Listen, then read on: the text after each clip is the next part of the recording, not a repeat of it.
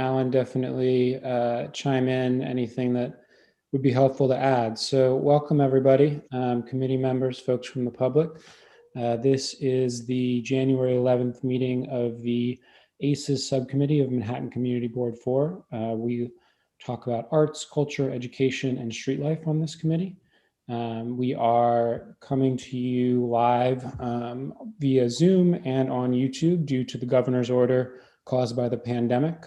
So we are not able to meet in person, but it's good to see smiling faces through the video. We have a good agenda for folks tonight. We will try to keep things moving though, to be respectful of everyone's time. 3 presentations, one on Enliven New York City, one on neighborhood cleanup, and then one from DSNY on derelict bikes. And then we'll close out with a committee discussion on the recent announcement that there will be changes to high school and middle school admissions in the city. And we are going to be postponing an item that was planned for tonight around the role of street life until February. So Alan, anything I'm missing? Anything you want to add before we have our first presenter? No, just want to welcome everybody to a new year and hopefully a better year. So take it away. Yes, fingers crossed.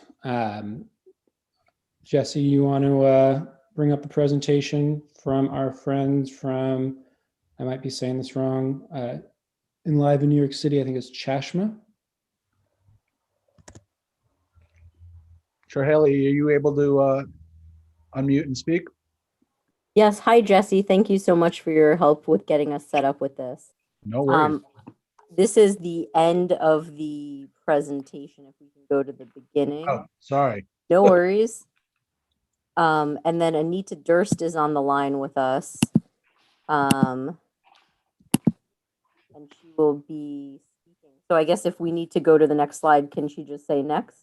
Oh, yes, that's how we do it. Perfect. Thank you so much. Anita, take it away. Excellent. So I founded Chashama 25 years ago. We've given space to about 30,000 artists. This year, we gave about $9 million worth of real estate. Next. What we do is property owners donate space to us on a temporary basis, and we give those to artists, nonprofits, and small businesses. And what we are doing now, it's called Enliven New York. It's basically Chashama on steroids, where we will be taking on 100 spaces in the next year to give it to small businesses, nonprofits, and to artists. Next. This is what is happening to New York, and this is an example of our vision of how we are going to help enliven the city and bring people back and help commerce and beautify it. Next. The way that we do this is we have a $5 million general liability insurance term that we give to the property owners. We have a 3-month letter of agreement, and then we go month to month. We are there to help the property owner rent the space. We manage the facility. If there's a leak or something, we are there to help take care of that. And we give great exposure and vitality back to New York. We work from anywhere to 200 to 60,000 square feet and up. Next. This is some of our locations. We have about 40 locations. We also have one in Manawan, New Jersey, and in upstate New York. A lot of these are presentation and workspaces for artists. Next. These are next. This is an example of what we do. Last year, we had 120 exhibitions, which are visual art shows. Next. We have 135 workspaces for artists in most of the boroughs. This is up in the Bronx. Next. We do performance as well as visual art. This is something that we had at 21 Greenwich, where we worked with Bated Breath Theater. It was really a beautiful show. Next. We also teach classes in underserved communities. We have 215 free art classes. These kids are painting a mural that they designed, and this is the beginning of it, and it will it comes to a beautiful conclusion. Next. Anybody have any questions? We can start with folks on the committee, and then also if you are a member of the public and you would like to ask a question, please use the raise hand feature, which hopefully you see on the bottom of your screen. Looks like Jessica has a question. Thank you, and thank you for this presentation. I've seen you in the neighborhood. I live in Chelsea, and it's great to have the space. I had no idea you'd been around so long. My question is very specifically, given so many vacancies right now and the pressures around commercial real estate, I'm just curious, given the fact that you've been doing this so long, like how has this changed your model? Like, how are you seeing the world in light of the pandemic? And asking that both because I'm curious about your organization, but also as we think about resources and availability and what we should be advocating for, interesting to know how you're experiencing the tensions around real estate right now. We feel that this is a time for us to really rise and to take on what is happening in New York and to fill as many empty spaces as we can. So we've done a lot of fundraising, and we have been able to secure some funds, and we are hiring a bigger staff, so we are able to take on a lot more buildings. So we feel that we would like to really help the city to change and to grow and to bring itself back.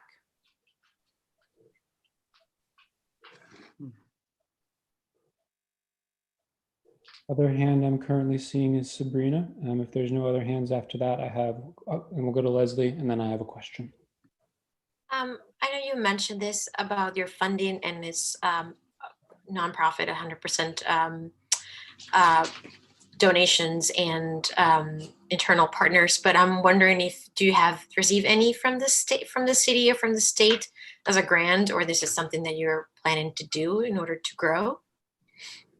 Yes, we receive funding from the city, the state, individuals, corporations, foundations, and we have earned income as well. So we've been looking at funding from many different partners. So, and a lot of people see what we're doing as something that can really help to restart the economy.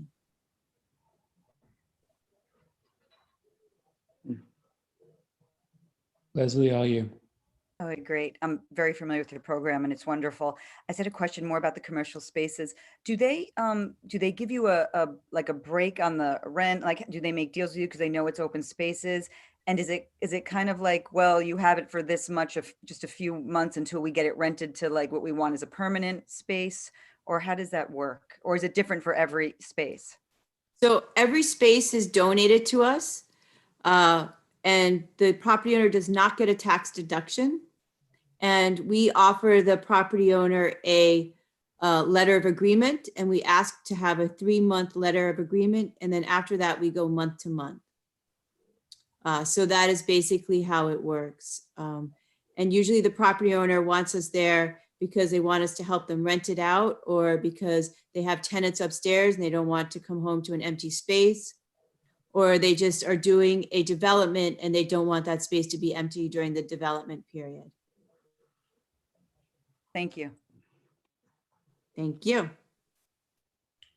Not seeing any more hands from the committee, so I'll ask my question. Also want to thank you for the presentation and all the work that you're doing in our community and around the city. But I was curious if you could say a little bit more about the free art classes, specifically when kids are involved. I was wondering, is that a direct partnership with a school or a school district, or is it working with another nonprofit, or is it, putting out, a flyer and whoever shows up gets to participate? What does that look like? So the way that we do this is 2 different ways. We have property owners have donated space to us in the Bronx, Queens, and Washington Heights.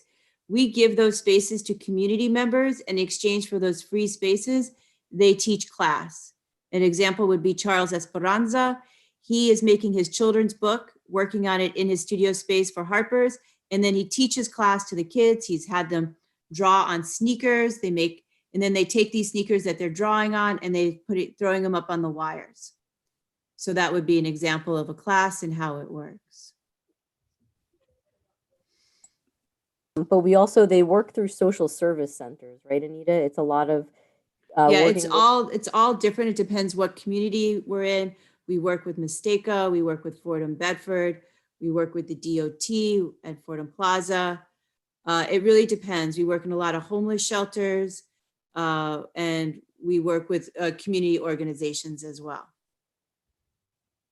All right, I think we have another hand, and I also saw Jesse sort of tentatively do this, so I'm guessing maybe he has a question. Let's go to Judith first, and then we can close out with Jesse. Okay, thank you very much. I'm sorry a little bit late. I was getting some chairs for the art exhibition that's going up for my daughter on the 23rd Street. So I wanted to recognize Chashama for the support that they were giving. And I know, Kit, that you talked about whether they work for schools or not, but it's something that we have discussed with Anita and the Chashama to see if they would be willing to have students have their shows, like, for example, the High School of Fashion or LaGuardia Art School, or the schools that might be looking for a space to show the students' work. So I don't know if Giselle, my daughter, was the first student who was able to have her gallery show, but it's just been a great opportunity. And I just wanted to say that we're working on some pop-up West Side pop-up art, because I didn't hear the whole presentation, but the 8th Avenue and all of our neighborhoods need really more work in the art in the community. So if they reach out to schools and they're able to show the schools art, it would be an amazing opportunity, because we all know sometimes it's hard to get into schools. But if they could, maybe do like an art space inside the community and have students art, decorating the neighborhood, I just know that's a win-win situation. So I just wanted to mention that. Thank you. Absolutely.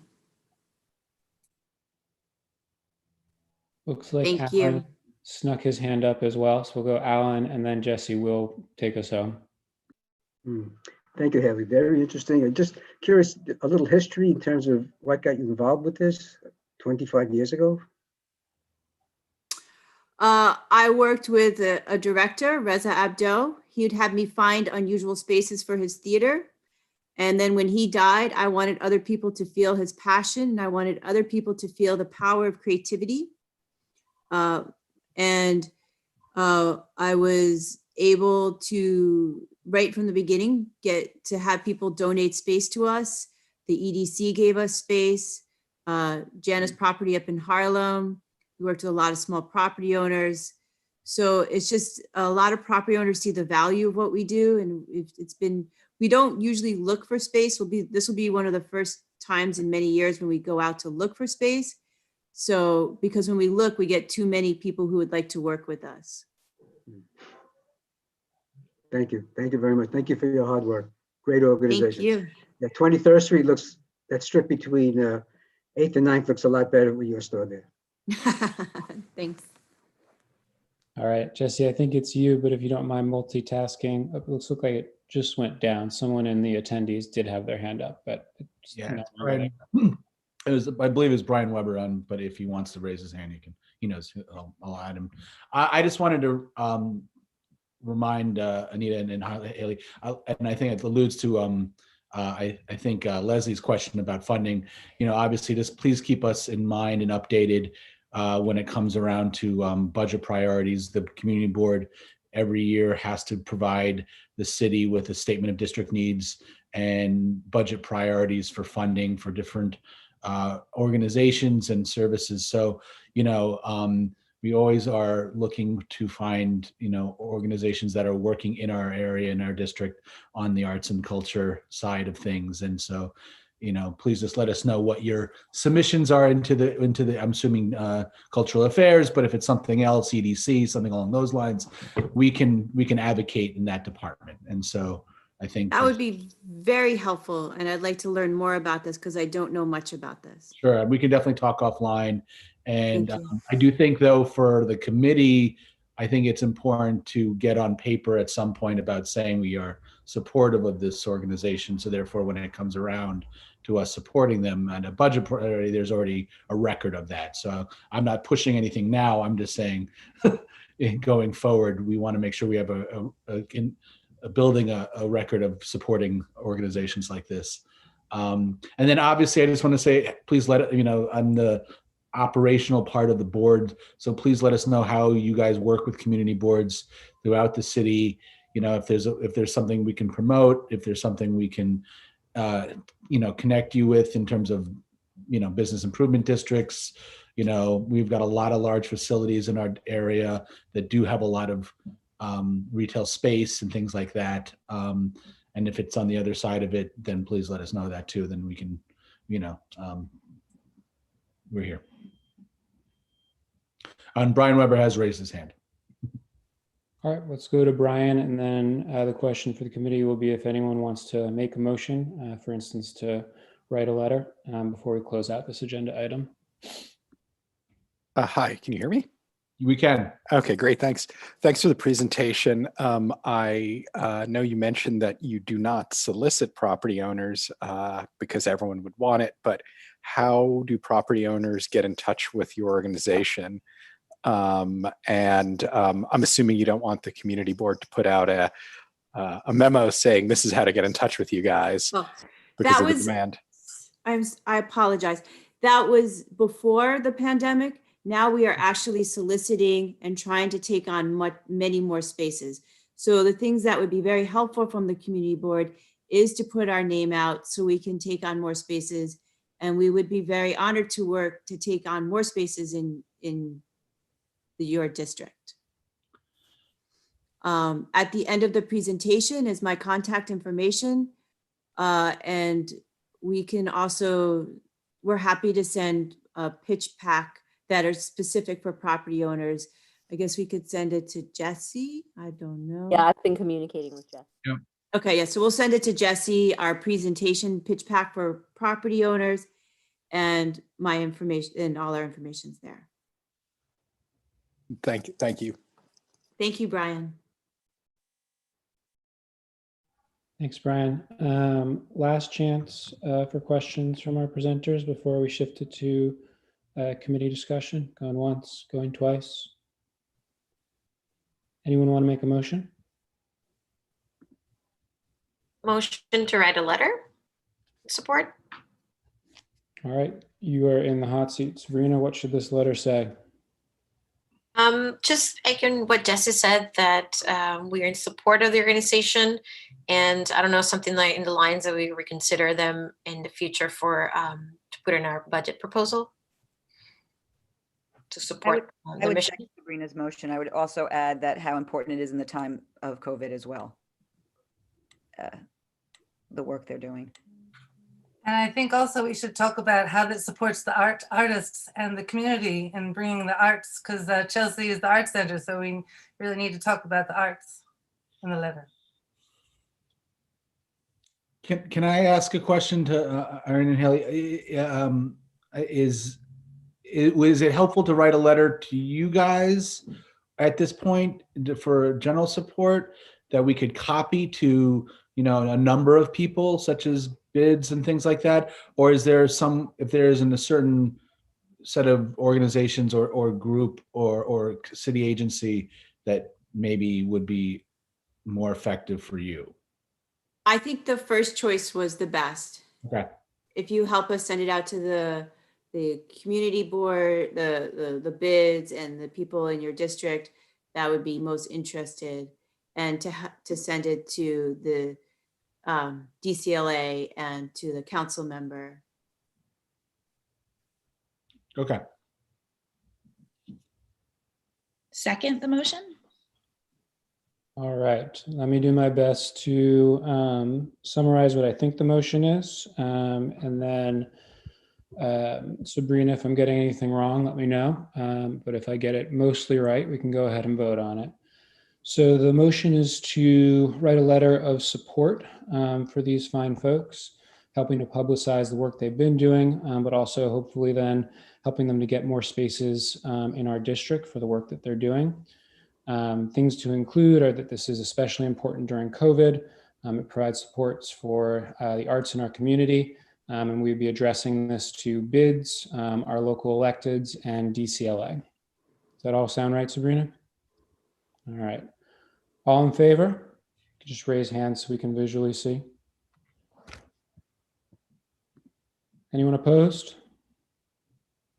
Present, not eligible? I'm sorry, did Wendy, was that in opposition, to be clear? No, okay. No, I've got a major delay. Sorry. I You assumed that, but I just didn't want to make, You didn't see me, but I raised my hand. I raised my hand in support. All right, I think we got unanimous support on this one. Sabrina, you made the motion. Are you also volunteering to write the letter, or am I going to have to arm twist somebody else on that one? Write the letter. I just would like somebody who would do it with me if it's possible. Anyone? I'd want- like us to write a draft and send it to you. No. I think Sarah raised her hand. I'd be happy to help with it. Okay, cool, Sarah. Let's do it together. Awesome. Thank you again for joining us and for the presentation and for all of your work in the community. We're going to move on to the second item. Alan, do you want to take over the reins here? Actually, I wasn't exactly prepared, Kit. I think you're doing a great job. You can continue on. All right. Item number 2 is presentation on neighborhood cleanup from Catie Savage. Did we bring her over, Jesse? Katie's coming over. And then Anita and Haley, I'm going to move you back to attendees, okay? So you don't have to.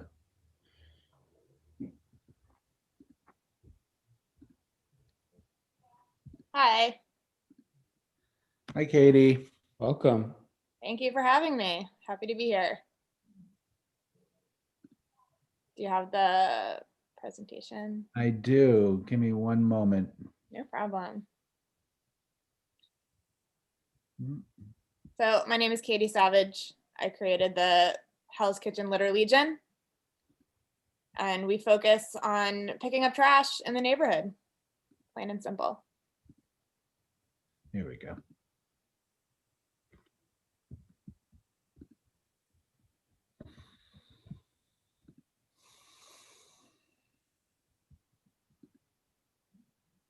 No, that's not what I wanted.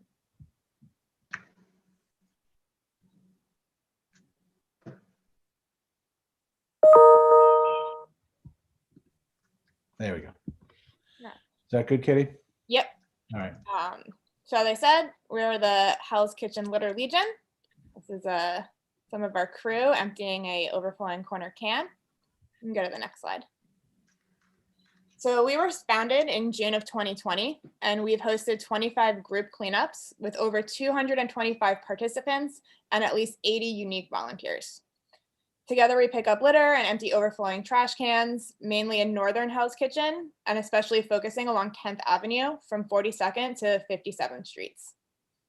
When we first started, it was all self-funded. I would buy bags and gloves myself and just hand them out to whoever showed up. As we started going through them faster and faster, I reached out to local block associations and community members, and they've been really generous in donating both supplies and money towards purchasing of supplies. So I've just got more trash bags today. My apartment is now filled with trash bags. It's great. You can go to the next slide. When the Department of Sanitation's budget was cut by over $100 million, corner basket service was drastically reduced. Some of these services have been restored, but the baskets along 10th Avenue are chronically overflowing. In a 7-week period in the fall, I documented over 300 overflowing can instances just on 10th Avenue, just between 43rd Street and 56th Street. This is a huge issue. Next. Yep, sorry. Another thing we really see a lot of are what I like to call trash explosions. I'm sure everyone here has seen them. It's when bags of trash get ripped open and their contents are strewn all over the streets and sidewalks. A big issue with this is with so many businesses closed, who's responsible for cleaning up that trash? If the property owner is supposed to be maintaining the streets and sidewalks in front of their business, but there's no business there or the property owner is not around, how are these spaces being cleaned? So this is one of the big reasons why we started. I don't want to live in a dumping ground. I want my neighborhood to be clean. I don't want to walk outside and just see trash everywhere. Next. So this has a video. You can play it.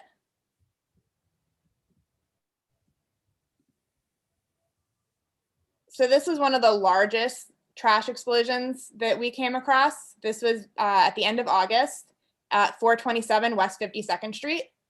It took us about half hour, 45 minutes to bag all of this up. A food delivery guy even stopped to help us. And once we got everything bagged up, some residents from the building across the street came out and were like, oh, thank you so much. We've been dealing with this for a week. They'll bag it up, it gets ripped open. Bagged up, gets ripped open. And of course, after we bagged everything up, it got ripped open again that night before sanitation was able to come collect it. Next.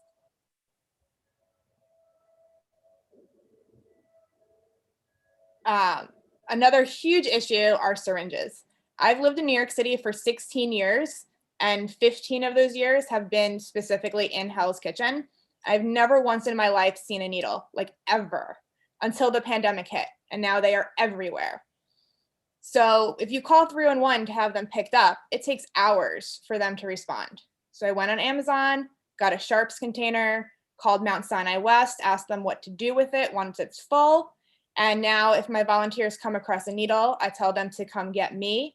I take the responsibility to carefully pick it up, dispose of it. And once that gets full, I'll bring it to Mount Sinai West for disposal. Next.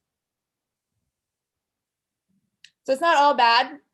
We are fortunate to have ACE, Programs for the Homeless, a nonprofit along 9th Avenue. They have a worker who provides supplemental cleaning on 42nd to 59th Streets.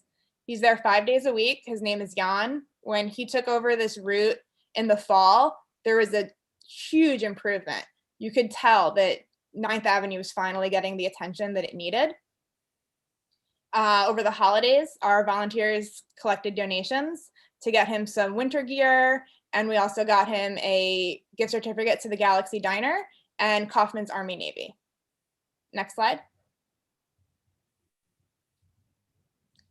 Beyond just picking up trash, we have also adopted the DEP site at 705 10th Avenue between 48th and 49th Street. It's just been really like left there and covered in brush. There's vines going all up the fence. So we spent one cleanup just clearing out all of that brush and all of the trash that gets caught in the fence, pulling out all of the vines, and it just looks so much better now. And it's nice to look like someone cares about this space and it's not just an empty lot. Next. Recycling is our next big thing. Previously had been really difficult to like sort and like get a consistent crew of volunteers that came back week after week.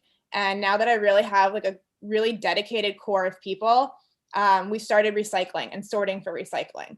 So at our last 2 cleanups of this year, we have picked up 3 bags each of plastic cans, plastic cups, bottles, cans, liquor bottles, so much stuff. So this is all things that won't be going into a landfill. Unfortunately, if you actually wanted to recycle, there's really no place west of 8th Avenue to recycle in Hell's Kitchen. The one publicly usable recycling bin that we found is at the PS 111 playground, and it's locked during school hours, so you can't even access it. There's so many public recycling bins in Times Square, Garment District, other areas of Midtown. I don't see any reason that we can't have a few along 9th and 10th Avenues. Next. Another thing, we've become very familiar with the trash cans and the pros and cons of each style of trash can. We love the wire baskets. They're so much easier to empty. You just throw the bag over the top, flip it over. But then we realized sanitation workers don't like them because they're really heavy. And if you have to pick those up all the time, it's a pain. So these silver bullet cans are like the hot new thing. They were all replaced on 9th Avenue recently. So we have tons of them in the area. The only problem is the magnets that hold the door shut corrode and break off over time.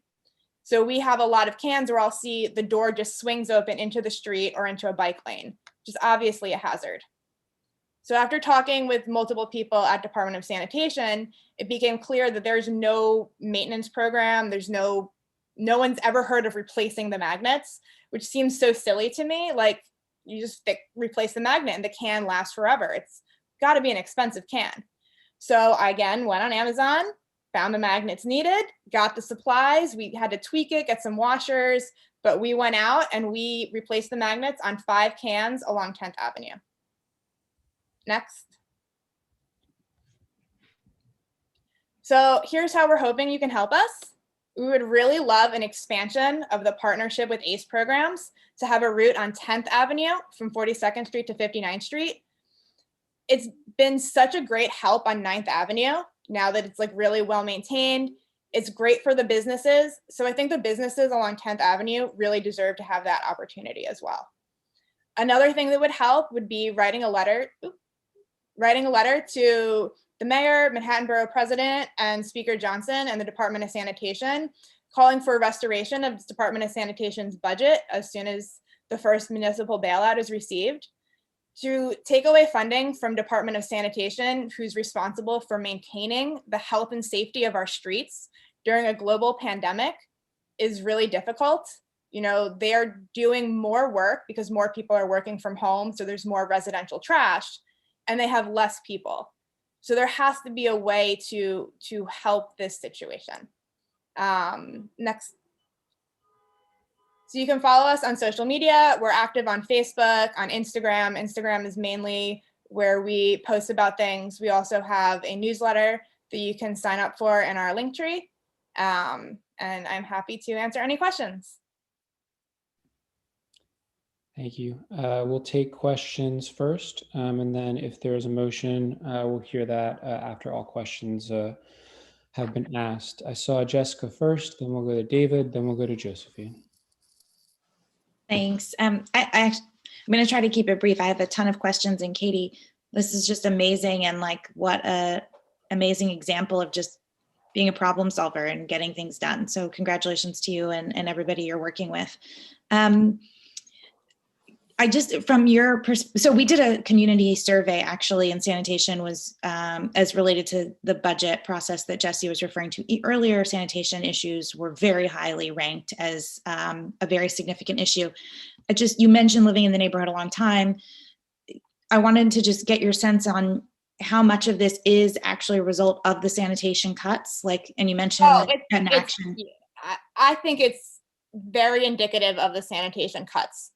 Because especially in June, when we first started, there was no outdoor dining, but you had to-go food and beverages. So you had more people hanging out on the streets. And even if they wanted to use the trash can, they couldn't because it was full. They went from picking up the cans 3 times a day, 7 days a week, to once a day, maybe 3 days a week. Now it's like once a day, every day of the week, but mostly on 9th Avenue. 10th Avenue still is maybe once every couple of days. I think someone from sanitation is on the call and they might have better information, but I noticed a huge shift.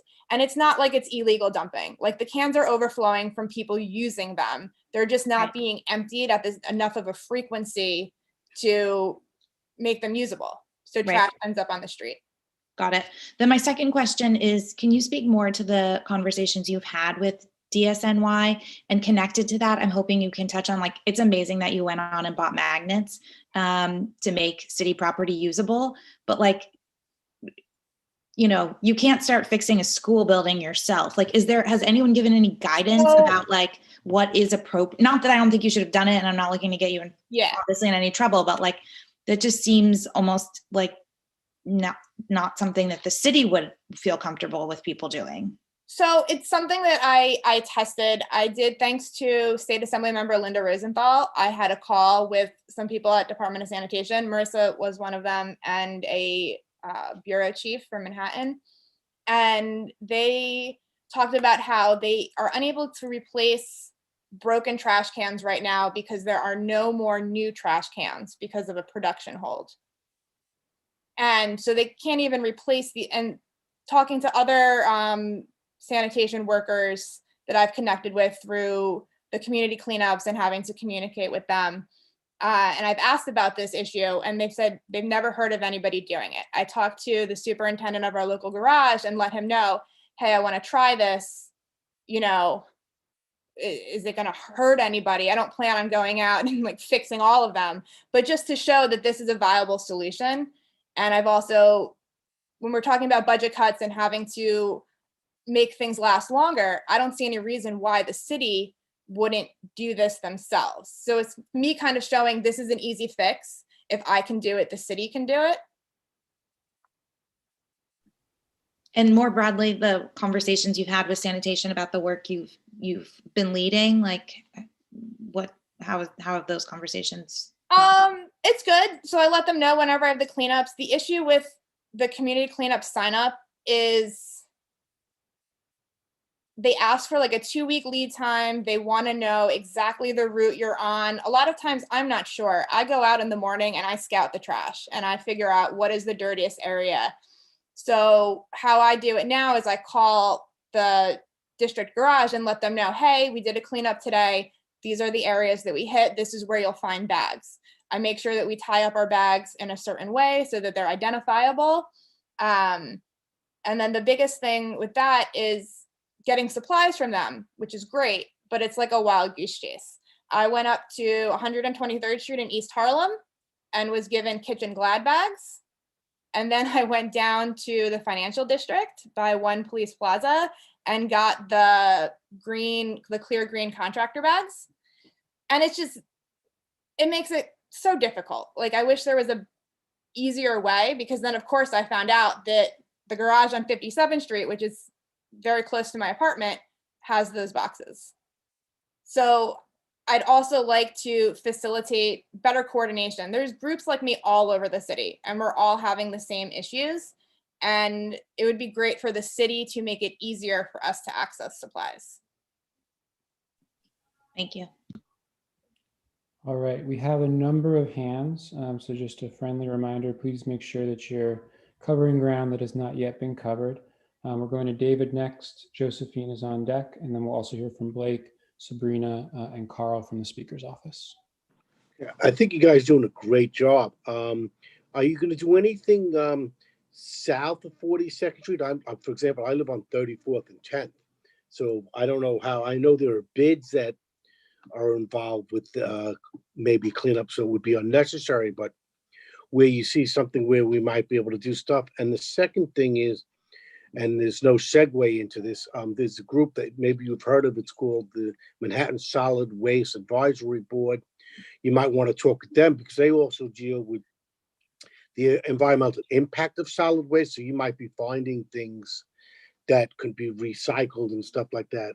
Not to add more work to you, but at least keep them in the loop, and somehow maybe they might be able to send some volunteers to you also. I think their monthly meeting is this Wednesday, but I'm not 100% certain. Yeah, I have attended their last 2 meetings. At their last meeting, they actually had Commissioner Grayson speak, and he was phenomenal. The reason we focus mainly in this area of Hell's Kitchen is because we're in a bid void. Other than having ACE on 9th Avenue, there's nothing providing supplementary cleaning. So I walk to work. I live on 51st Street. I work on 36th Street. When I walk down 9th Avenue, as soon as I cross 42nd Street, it's like a whole nother world. All the trash cans have bags in them. You see those full-time workers from the Hudson Yards Hell's Kitchen bid, and they're out there and they're cleaning everything. You know, ACE is great, but unfortunately, he's only there 5 days a week. So it's only one person for 17 blocks. And well, I'm thank pretty you for sure what the you're bid doing. has way more people. So that's why we focus mainly in this area. And then 10th Avenue has absolutely no supplementary cleaning. So we kind of go in the areas of greatest need.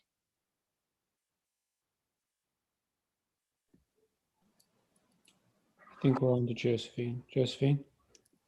I mean, great work. Thank you so much for doing this. Have you, even though you're not in the area of the Hell's Kitchen Alliance, the BID, have you thought about contacting them anyway, just to see if there's, any possibility of getting some funds from them? Because their area, they're still benefiting from what you're doing. You're sort of the gateway. These areas are the gateway to Hudson Yards. So is there any way of partnering, at least so they could cover the cost of supplies? It just seems kind of ridiculous that you're doing all of this work and you're not getting any, no one's helping you in terms of support, at least for supplies to try to coordinate. We are actually, when it first started, there were like 3 or 4 of us. So it was fine purchasing supplies. Then it got bigger and we started getting people from the community that donated. So I haven't had to buy supplies in a while. We're really good. Like, I'm not concerned with supplies. I view my group as a temporary solution. This is just a Band-Aid. This is not something that volunteer groups should have to do. This is not what we want to do. It's just what we need to do for now. But there needs to be a plan in place I know businesses are struggling, but if it's their responsibility to maintain the streets and sidewalks in front of their buildings, and if that storefront is vacant, then it's the property owner's responsibility. The only way it's going to get done if they're actually held to that and there are repercussions for them not maintaining their spaces. I mean, there are countless times where I see the same trash just sitting in front of an empty building until someone comes around and picks it up. And it shouldn't be like that. Unfortunately, like, personal responsibility has kind of gone out the window. So there's a lot of issues. But if everybody could just be better, and if existing laws could actually be enforced, it could make things better. Nobody wants to live in a dumping ground. Like, everything else is messed up. If our streets could at least be clean and we don't see trash everywhere, it'll just make you feel better. I could totally agree. And maybe Carl can give us some insights on what owners' responsibilities are for these buildings, especially if they're vacant, they're not even there. How do we contact these owners? Because they could be very hard to track down. But like in Flatiron, the BID was just recently expanded. I mean, this took probably years. Jesse might know better than I do. But they expanded, to help clean up a lot of other areas that had sort of like small businesses. 6th Avenue has a lot of the same issues that 10th Avenue does. So I just feel like there has to be some way of some connecting to Hell's Kitchen and, their alliance and trying to get some support from them. But thank you for the work you're doing. Thank you. All right. Blake is up next, and then it'll be Sabrina, and then Carl, who I'm guessing heard Josephine's question, so hopefully can speak to that, in addition to any other questions or comments. Leslie has her hand raised, and then at the moment we have 2 folks from the public. So we'll try to move through everybody, but also keep it moving. Great. Just wanted to echo everyone's thanks, Catie. What a great initiative and scrappiness on this program as well. So thank you. So I have 2 questions, one of which might be for Jesse. The first one, I think which Catie would be for you is, if you noticed any patterns. Did he freeze for everybody? Yeah, I think we lost him, unfortunately. Thankfully, a decent frozen face. Oh, sorry about that. The question was about the timing of when the litter starts to pile up around the basket, since I think one of the actionable recommendations is for scheduling of DSNY pickups. Have you noticed any patterns around when the baskets, especially around 10th Avenue, start to get overflowing? It's really hard. It's kind of like a moving target. I've noticed in our last 2 cleanups, 10th Avenue hasn't been that bad. And I don't know if they've increased basket truck service or they're just less people out on the street. So it's really hard to figure out exactly the best time. I will say that when we were consistently doing Sunday cleanups in the fall, they were constantly overflowing, and that's indicative of a lack of Sunday service. Got it. Thanks. And the other question was, and maybe this is for Jesse, but who are the influencers around the ACE program? If we were to request additional support for 10th Avenue, who's making that decision, and who are the influencers on that decision? I'll defer.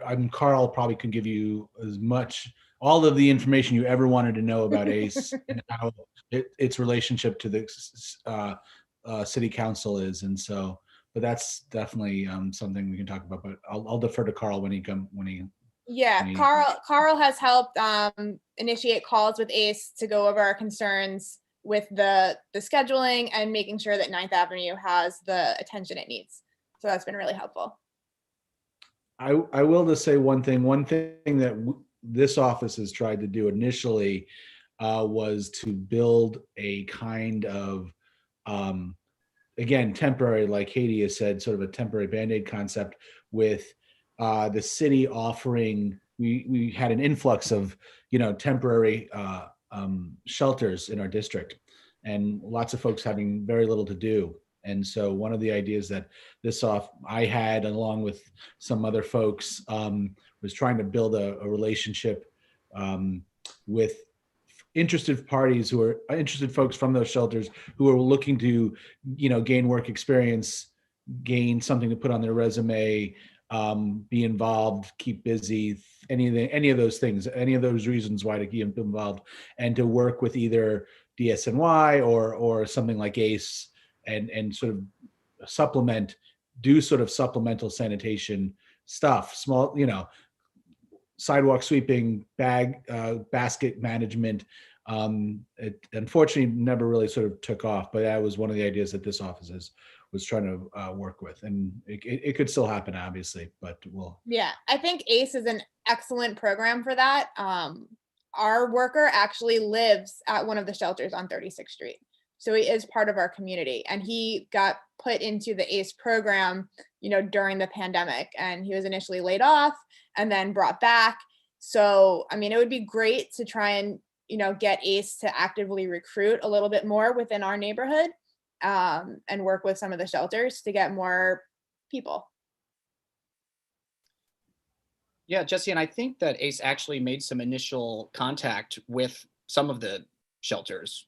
Right? Yeah, we had a meeting with ACE, and that was actually really helpful and we connected them to Black Vets for Social Justice, and I think Acacia, the Skyline folks, I think too. Yeah, Acacia too. They had some meetings there, so it's good to hear that something grew out of those conversations.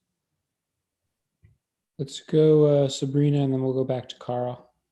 I just have a comment. I live in 5th and 9th. I have, well, as you know, I have like 4 or 5 restaurants or vacant, and I know the amount of trash. I have a puppy. I go to walks every day, and I just see before and after. I follow you on social media, so I've seen your work, and I know that you've been there. Your group has been there, because it's literally a before and after. Sadly, I think about New York City history and 1975. We went to that big recession, and the very first thing they caught was sanitation, and I thought that, well, maybe in years you will learn about that, but we haven't. It's just great. Thank you for what you're doing and what your group is doing. Thank you. All right, Carl, you are up. It's good to see you. Thank you for joining us and representing the Speaker's office. Of course. It's really nice to see everybody. Happy New Year. It's I just want to echo everyone else's praise of Catie, who has really been an unbelievable partner during a really difficult period in our city with a lot of moving factors. So I live on 10th Avenue, so I have seen the work in Hell's Kitchen, and the messages on the sidewalk reminding people not to pile up trash and to be better neighbors, which I think is really brilliant. But I just want to echo, and I think Catie really spoke to some of these issues. Sanitation definitely is one thing that took a hit in the very difficult budget cuts that had to be made, when you had a $9 billion deficit from the pandemic. So it is a really difficult time, but we have been able to replace all those cans on 9th Avenue.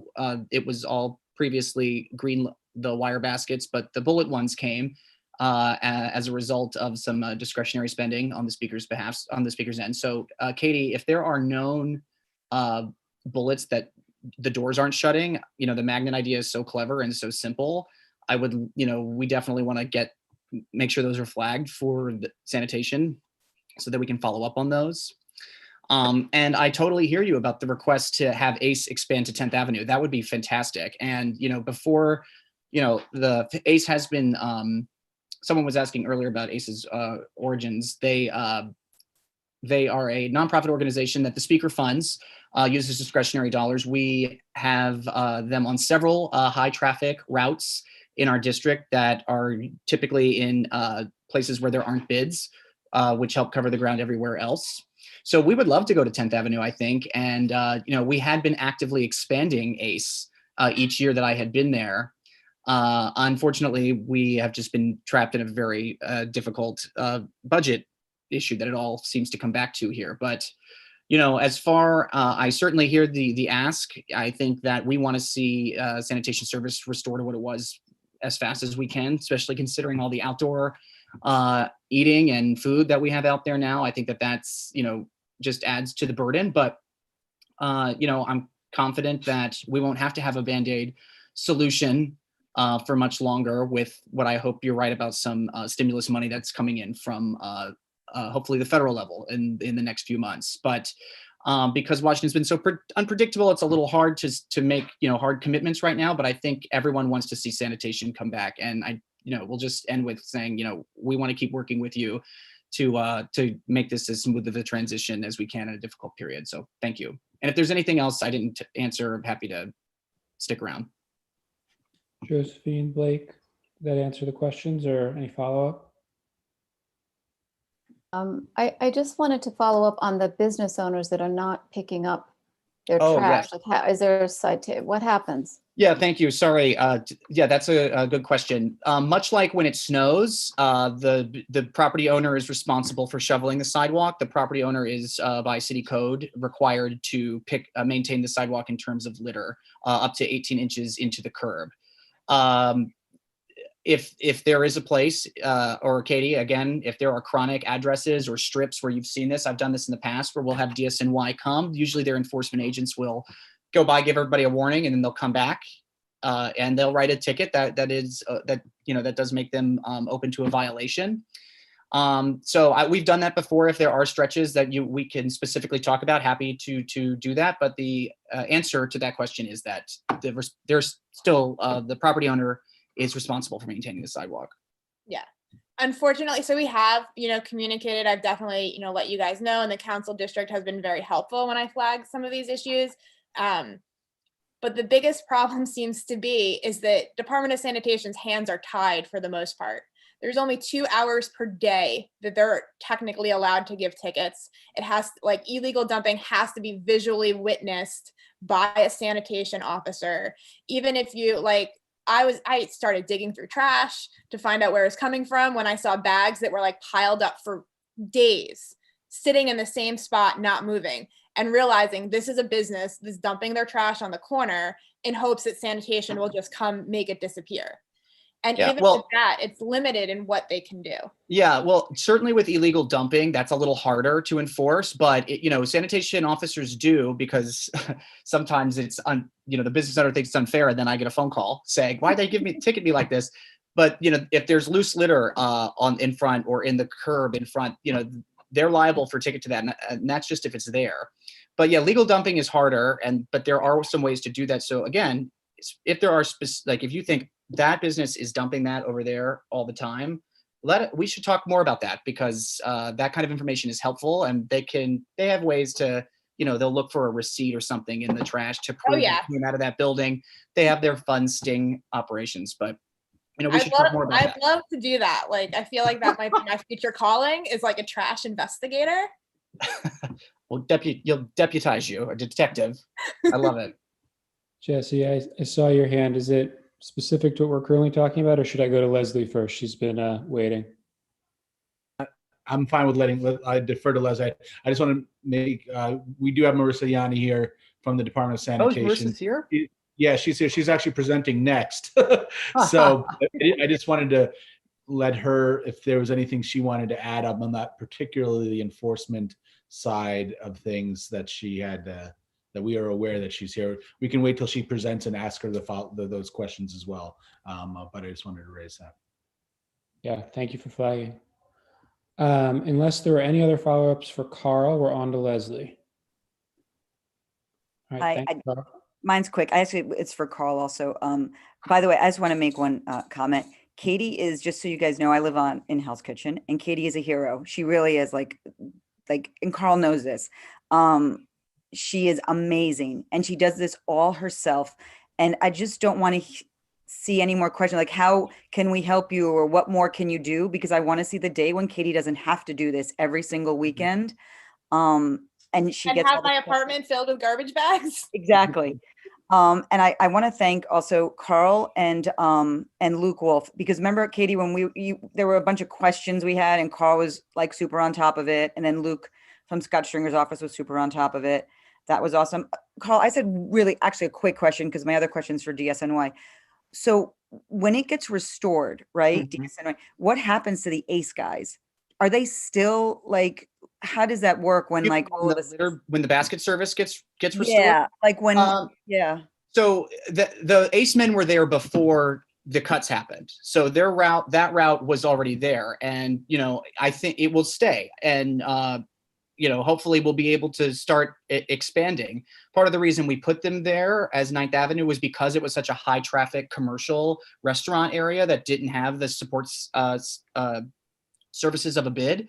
So they'll remain there unless there's some kind of budget issue that something gets worse or something. But they'll stay on 9th, and so they'll just be like supplemental then, right? It won't be as much of a big thing as well, hopefully their task will their burden won't be as big. But yeah, they'll remain. They'll do the baskets and sweep from 8 a.m. to 4 p.m. And also, if people are interested in another avenue, getting the services for a while, I think we're open to that conversation. We want to help where the problem is. So, if the community has really strong feelings about that, we should talk more about other locations that we could maybe talk to ACE about. And I'm certainly hearing 10th Avenue, but I don't know if we want to lose 9th to cover 10th. It would be a decision like that right now. Thank you. All right, Jesse, we have 3 folks from the public raising their hands. If we could bring over Susan, then Brenda, then Rick. And after that, we will see if anyone wants to make a motion, or if we're just thanking Catie and moving on to our next item. Oh, no, that's not. Hi, Susan, you're Hey, live. Catie, you are doing a terrific job. And we on 10th Avenue further south have also had issues with our trash, although I haven't seen some of the photos that you've shown. I'm just wondering, have you had any success with the Adopt a Basket program? It's hard. I mean, I have talked to some businesses and they're interested in it. There also seems to be a bit of a slowdown on doing new applications. Marissa might be able to speak about that more. I know it's something I had, thought about early on in this, and was like, let's do an Adopt a Basket drive and like get all of the businesses to sign up and then get them all their supplies on one day. But it's, it's hard. There's businesses that have outdoor dining that I've asked them like, hey, this overflowing trash can is 6 feet from one of your tables. Like it takes 5 minutes to just empty it. Here's the Adopt a Basket program. And they're just like, nope, we can't do any more than we're already doing. It's already difficult. So it's been hard. I mean, it's a tough time for everybody. Okay. Love to help you out a little bit. I did get 2 people on 2 corners where we've had chronic issues, and I got them into Adopt a Basket. It is a lot of hand holding, but it works when somebody prescribes to it. So oh yeah, for sure. Anyway, thanks again for all your work. Thank you. Thanks, Susan. We're moving on to Rick, and then we'll hear from Brenda. Hi, everyone. Rick Rodriguez here. I want to say thank you, and New York needs more Catie Savages. As a matter of fact, I think we should put a Catie Savage in the mayor's office somehow, some way. And I am totally biased. So my question is to actually everyone, how can we activate the people in the community? Because I think a lot of that comes from the community. So I live on Restaurant Row. And what I see from my neighbors who are residents here, they walk their trash to the corner because it's too much for them to put their trash out between 10:30, and midnight when the trash comes. So is there any way that we can create a poster program or a sticker program where we let people know to dial 311 to find out when and how their trash is being picked up? Because a large part of that is household trash tied up in what's no longer available, plastic bags from grocery stores. So is there a way that we can make our residents a little bit more cognizant of the fact that you're not the only one just dropping a bag off there? Anyone have thoughts on that? Definitely a thought-provoking question. We probably don't have time to go committee member by committee member. So what I'm going to say is if someone wants to make a motion, hopefully folks can respond to that question in the committee discussion that will follow. But thank you for the comments and for the question, Rick. Brenda? Hello, excuse me, it was a mistake. My iPad has a life of its own. But now that you've given me this opportunity, Catie, we don't know each other, but like everybody else on this call, I am in awe. Congratulations and thank you. I don't live in the neighborhood, but this is extraordinary. So I'm really glad that I got to see you and hear you. Thank you. Hi, Brenda. Hello, Jesse, how are you? Very good. Good to hear your voice. This is a terrific program, 2 great presentations. Makes me sad and happy at the same time. All right, that is all of the hands that I'm seeing, so we can shift gears here. If anyone would like to either make a motion or respond to the very good question from Rick, you can do one or both. Floor is open.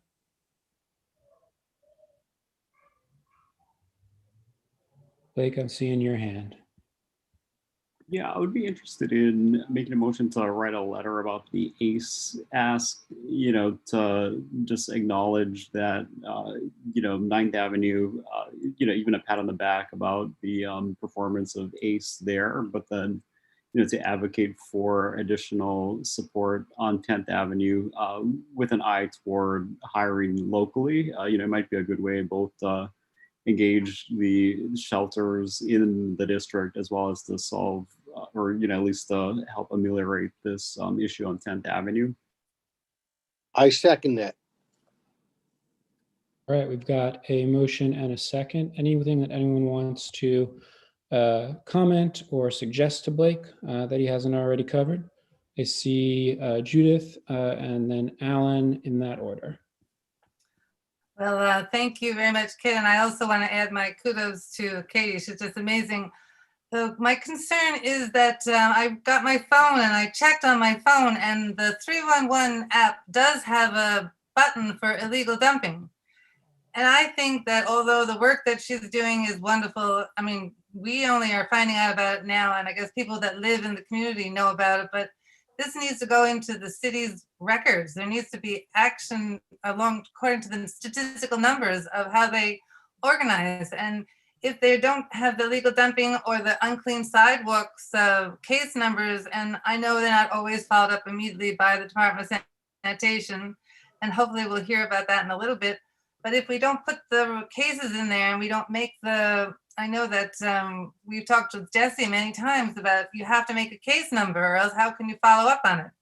So I don't know if everybody I put a note in the chat for the participants, but this is for the rest of the group to recognize that you can call 311 or it's on the app for illegal dumping and dirty sidewalks. So those things should be, used because they're tools. And that's just my comment. Thank you. So I do have in my Linktree resources, I have links to reporting litter basket misuse. I have also created a document. The problem with reporting it is it asks so many questions. You need to know the closest address, all of these things. So I actually made a spreadsheet that you can get through my Linktree of all of the overflowing, not all the basket locations on 10th Avenue, the address and all of that. So when you do go to report it, you can easily get the information. You can't just say, oh, northwest corner. And let me tell you, I have gone on a spree and I have reported like 27 baskets straight. I get a call at 7 a.m. from sanitation, making sure I'm not a robot, making sure I'm a real person. So they are well aware of who I am. There was a time period when any sanitation worker I talked to, once they heard my name or knew like my area code, they're like, oh, CS, we know you. You're the crazy overflowing basket lady. So like, I do it. I tell them I'm not trying to bother you, but 311 is very important and you have to have these records. I totally agree. Crazy overflowing basket lady / superhero. We're going to Alan, and then I think we can vote on the motion.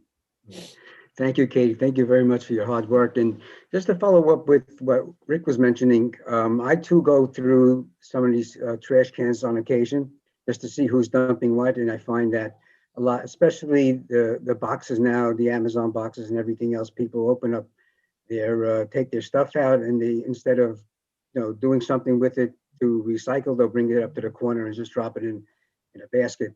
There might be maybe something in terms of education-wise with the block associations. Perhaps we can work something out to have the block associations inform their own members in some way to be cognizant of taking their personal trash out. And as Rick mentioned, maybe there is a time frame where people should be made aware of. But sanitation comes through sometimes at 1 o'clock in the morning now, or 6 o'clock in the morning. So that's hard, but then perhaps we can put our minds together at some point, maybe get the block associations to come up with some outreach to their own members in terms of being more cognizant about putting trash in the cans in some way. Thanks. And thanks again, Katie. Wonderful. Thank you. Yeah, it's a good idea, and maybe something that we could do once we have hopefully a letter that's been voted on and passed. The next step could be to engage with the block associations and others in the community. So Blake, I'm gonna read this back. Let me know if I'm getting it all or mostly right, but I think the gist is we want to recognize and appreciate ACE for the job they've been doing on 9th. Suggest that they try to expand to also cover 10th, and also include in there that we are encouraging them to hire locally, including from the folks who are in the shelters. Does that sound right? Yep, I think that's right. And just to be clear, I think we'll probably also have some feedback for DSNY, but I'm just postponing that until after their presentation. Yeah, we can probably vote on this one, and then if we want to in any way combine the two, revisit that when we've heard from DSNY, if that works. Sounds good. Awesome. There's been a motion and a second. Oh, I see Wendy's hand. Go ahead, Wendy. No, I was just going to say, maybe this is a conversation about working with block associations, but I think the Link NYC screens, trying to engage with them to put the information about 311 would be great. I think there's so much awareness building that needs to happen. I worry about creating like posters because it ultimately just, they become trash as well. So potentially this could be a really nice like additional community outreach that Link NYC would agree to help raise some awareness there. Yeah. Another good suggestion that we can potentially act on post letter. All in favor of what Blake is proposing here? I'm sorry, Kit, I know I'm not a member, but just a point of clarification, who was the letter to? Who is the letter being addressed to? Blake, I'll let you take a swing at that one. And Jesse, if you have thoughts, as always, we are all ears.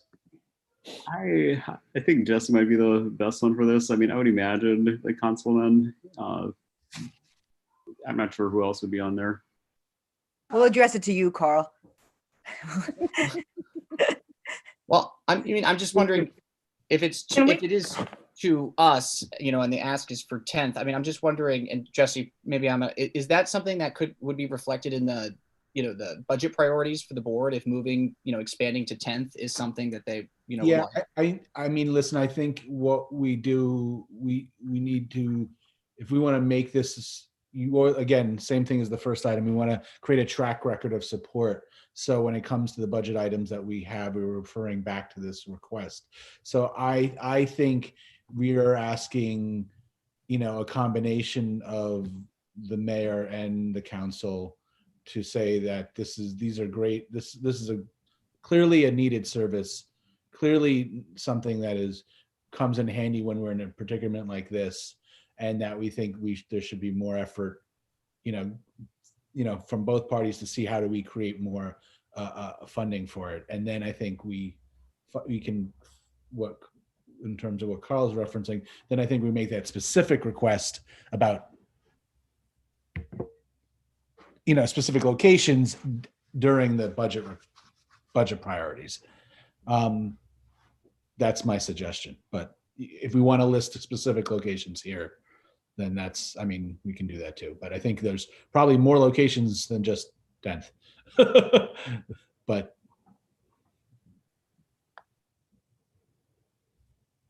Blake, it's your motion. It's kind of your call. Yeah, I think that sounds good. The mayor and the speaker. Cool. Let's very quickly, someone chatted, Catie, glad to see you here, and is indicated as MCB4 member. Please rename. If that's you, if you wouldn't mind just clicking the 3 dots when you hover over your panel and renaming yourself. Same thing for you, David Pincus, please. I know I put in the chat that I was glad to see her, and I renamed you, Maria. oh, you renamed me. I didn't know I was unnamed. I apologize. It was me who said glad to see you. I appreciate your commitment. All right. Show of hands. All in favor? Anyone opposed? Any present not eligible? All right, another unanimous one. I'm also in favor, and also want to add my name to the list of folks saying, Catie, excellent work. We really appreciate everything that you are doing.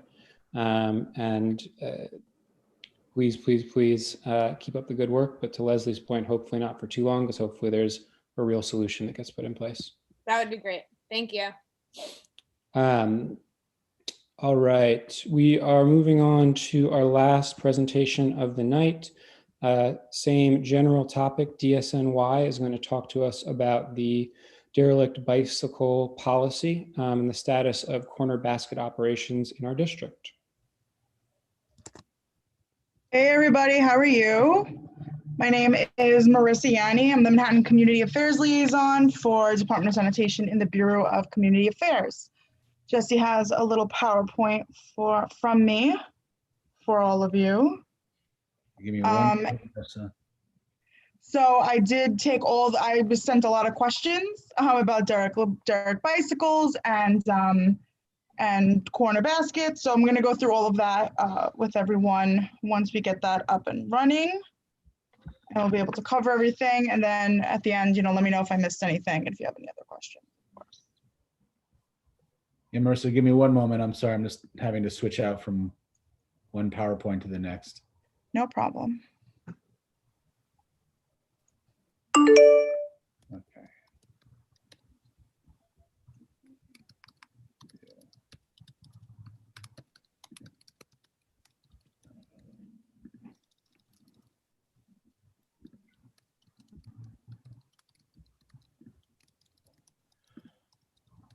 There we go. Yay. Okay, great. So here we are at our committee meeting. You can go to the next slide. Going to talk about derelict bicycles with all of you. Those are just 2 little examples, and you can see the yellow tag there on the one on the left, which is our tag, which is, I'll get into that and what that means. Go to the next slide. So there was a question about what our procedure is for responding to 311 reports about derelict bicycles. So this is when we will get the report, the report from 311.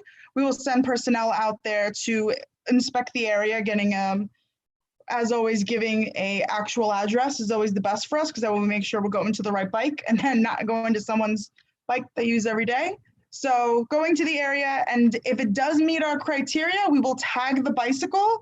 The owner then has 7 days from the day it was tagged to remove the bicycle. So if they just forgot about it, they were leaving it there a couple of days, totally fine, that they can go and get it. So if they don't come get it after those 7 days, we will remove it for recycling. We do have some criteria. So the bike appears to be crushed or not otherwise usable, missing essential parts, not just the seat, because I know a lot of folks do take that away, or just one wheel. It's handlebars, pedals, the rear wheel, or bicycle chain. If part of it is damaged or bent, or if 50% or more of the bike is rusted and totally unusable. So that's what we do if something is tagged. You can go to the next slide, please. So there was a question about how many bicycles are actually removed and what the reasons are. So I went through, we'll say painstakingly, because it's a very long process, from January 1st of 2020 to January 1st, 2021, just for CB4. So there were 87 reported derelict bicycles. 35 of them were tagged for removal and 24 were actually removed. So most common reason for it not being tagged and removed is because it didn't meet our criteria, as you saw before. But a reason why it would be tagged and not removed is if the tag is removed. If someone takes the tag away, then we have to start the process all over again. Or if the bike is not there, if we don't see that it's there when we go look for it again, if someone has removed it, it could be the owner or something like that. And there was also one case of a ghost bike, so I wanted to mention that as well. A lot of folks, maybe some folks don't know what a ghost bike is, so that would be a reason that it might be tagged and not removed. You can go to the next slide. So there was a question on, so let's say you have a bike, it doesn't look too great, but it doesn't meet our criteria.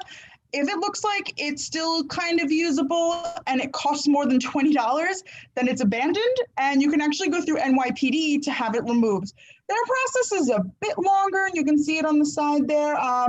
It's going to be reported to NYPD. They're going to clip it. It's going to be impounded for up to 30 days. Then they have 3 more months. And then it goes on the city record. So if you really want this bike removed and it's not a derelict bicycle, it can be considered an abandoned bike, and NYPD can step in. So it will be removed from the street, but it's going to be sitting in the precinct and the impound lot for a while. But I guess really wouldn't be your problem because it would be off the street, and that will the bike space would actually be clear. So that's pretty helpful. You can go to the next slide.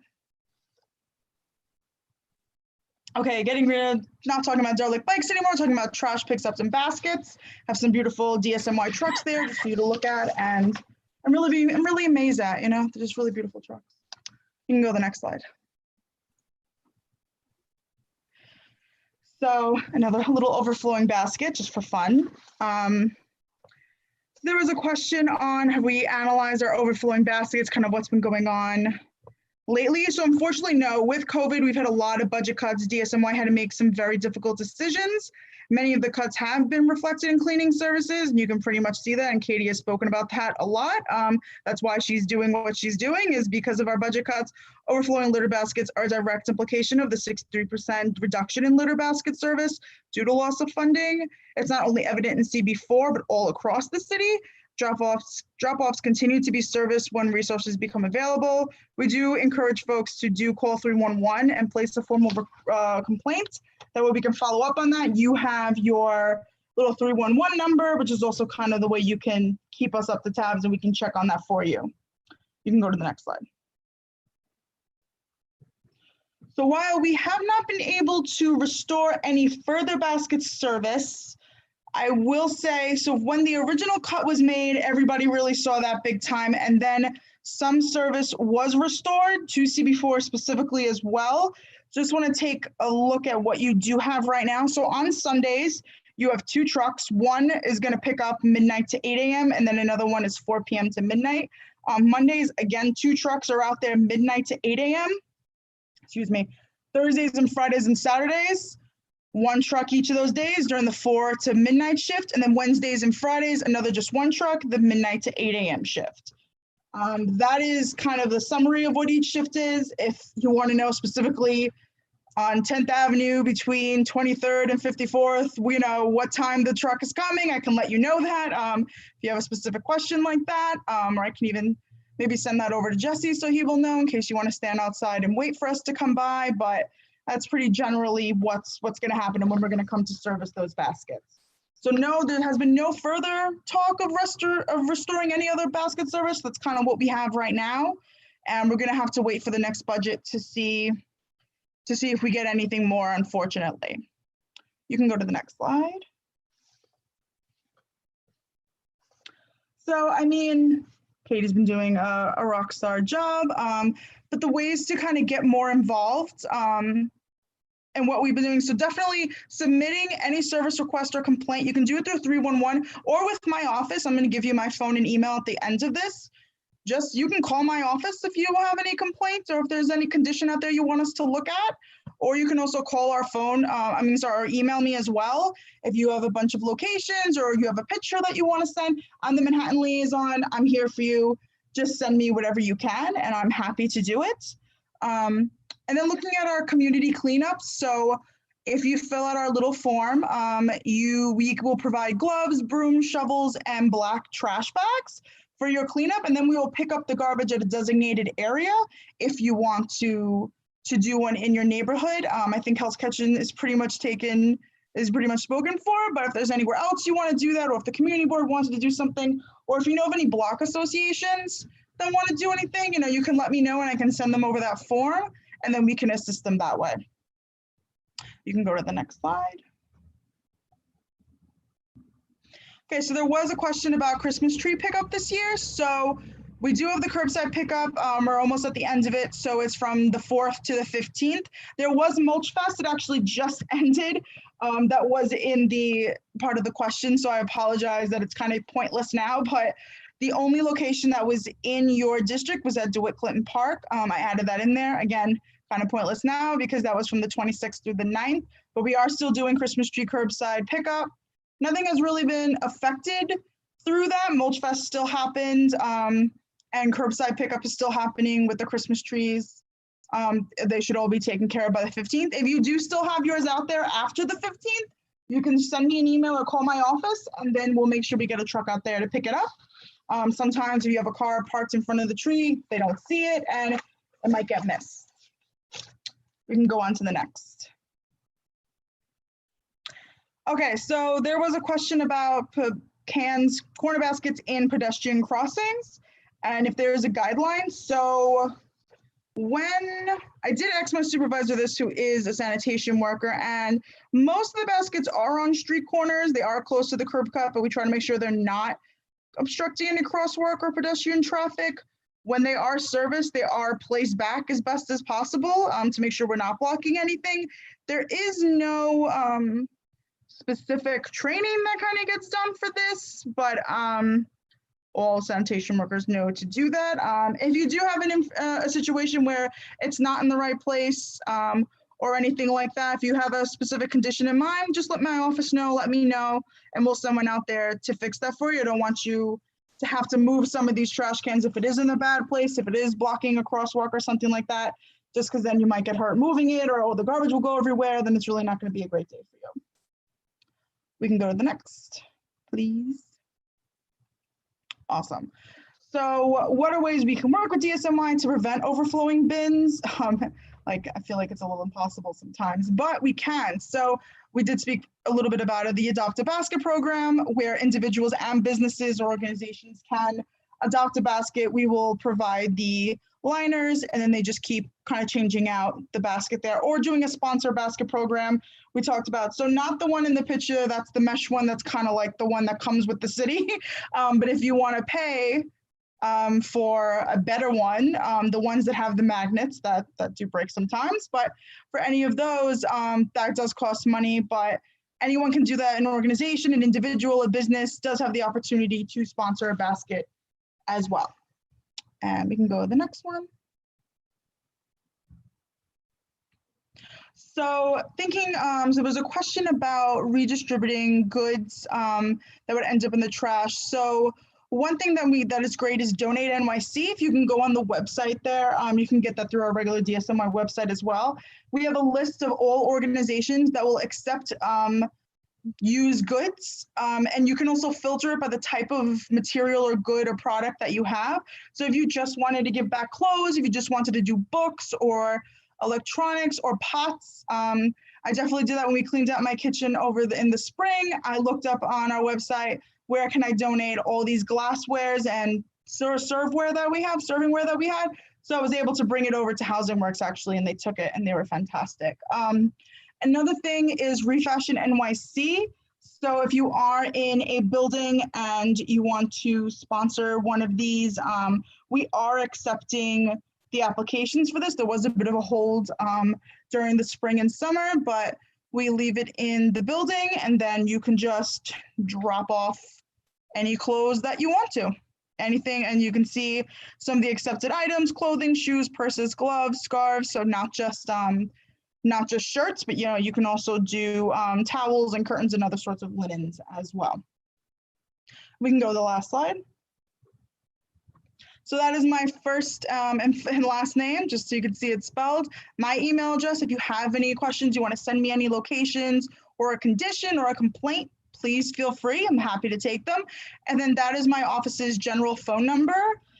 So anytime you call that number, someone is going to answer because someone will be in the office. My staff is currently working. We're in the office 1 week and then out. So we have 2 teams in and out of the office every other week. So I don't want to give you my exact desk number because you might not get me. It might be a week that I'm working from home. So if there's a condition you really want to take care of, something going on, we need to be there, call that number, and then somebody will definitely answer without a doubt. I'm happy to answer any questions or anything that comes up.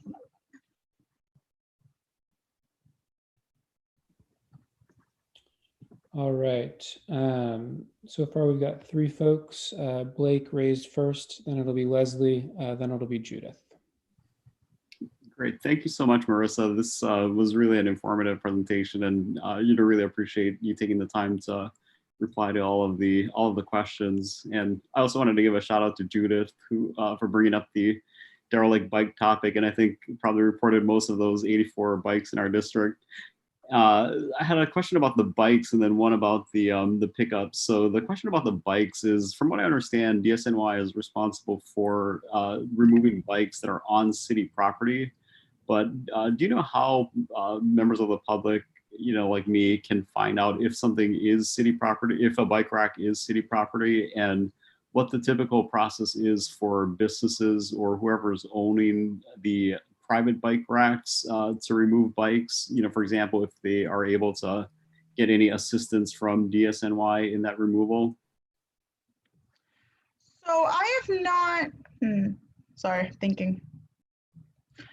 When you say a private bike rack, I'm sorry, because I don't work for DOT. Can you just give me an example of a private bike rack? What would be, not one that DOT put up? Yeah, well, I think there's some racks on the sidewalk that businesses or, other, say like a plaza would own that are not necessarily city property, but it's somewhat hard to tell, which ones are which. Yeah, if you still send it to us, we'll take a look at it. I have not seen a reason that we haven't removed it is because it's a private bike rack or anything like that from any of the ones that I've seen doing derelict bikes. So no, we will still remove it. If it is, we do know that if we think that a business owner owns it, you can let us know as well, and we can make sure we speak with them first before removing it. But if it does meet our criteria, then we will remove it. Got it.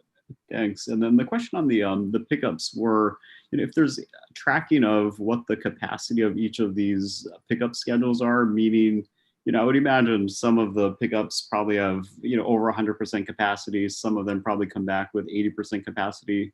And I'm wondering if that's tracked in order to identify, well, if, you are adding another pickup schedule, how that would be allocated, both in terms of time as well as in terms of area, for example, areas without bids getting prioritized for any additional pickups? Yes, so that is not my office. That would be solid waste management. So once garbage is collected and it's in the truck, it's now in the jurisdiction of solid waste management. So as it's going to the marine transfer stations or any of our other locations, and they do call in how much tonnage was brought in per shift, I believe. I will have to check if it's also per truck. that I just need to check on that for you, only because it's kind of out of my hands once it's in the truck and kind of driving away. But I will check on that for you.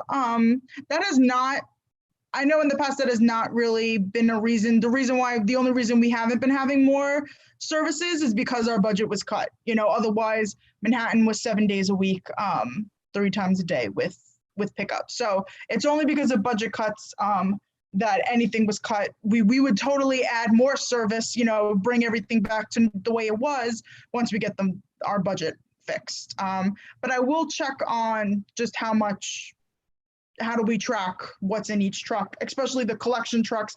There are some trucks that are only collecting from litter baskets. Those are the basket trucks. And then some that are doing residential and then will also hit corner baskets.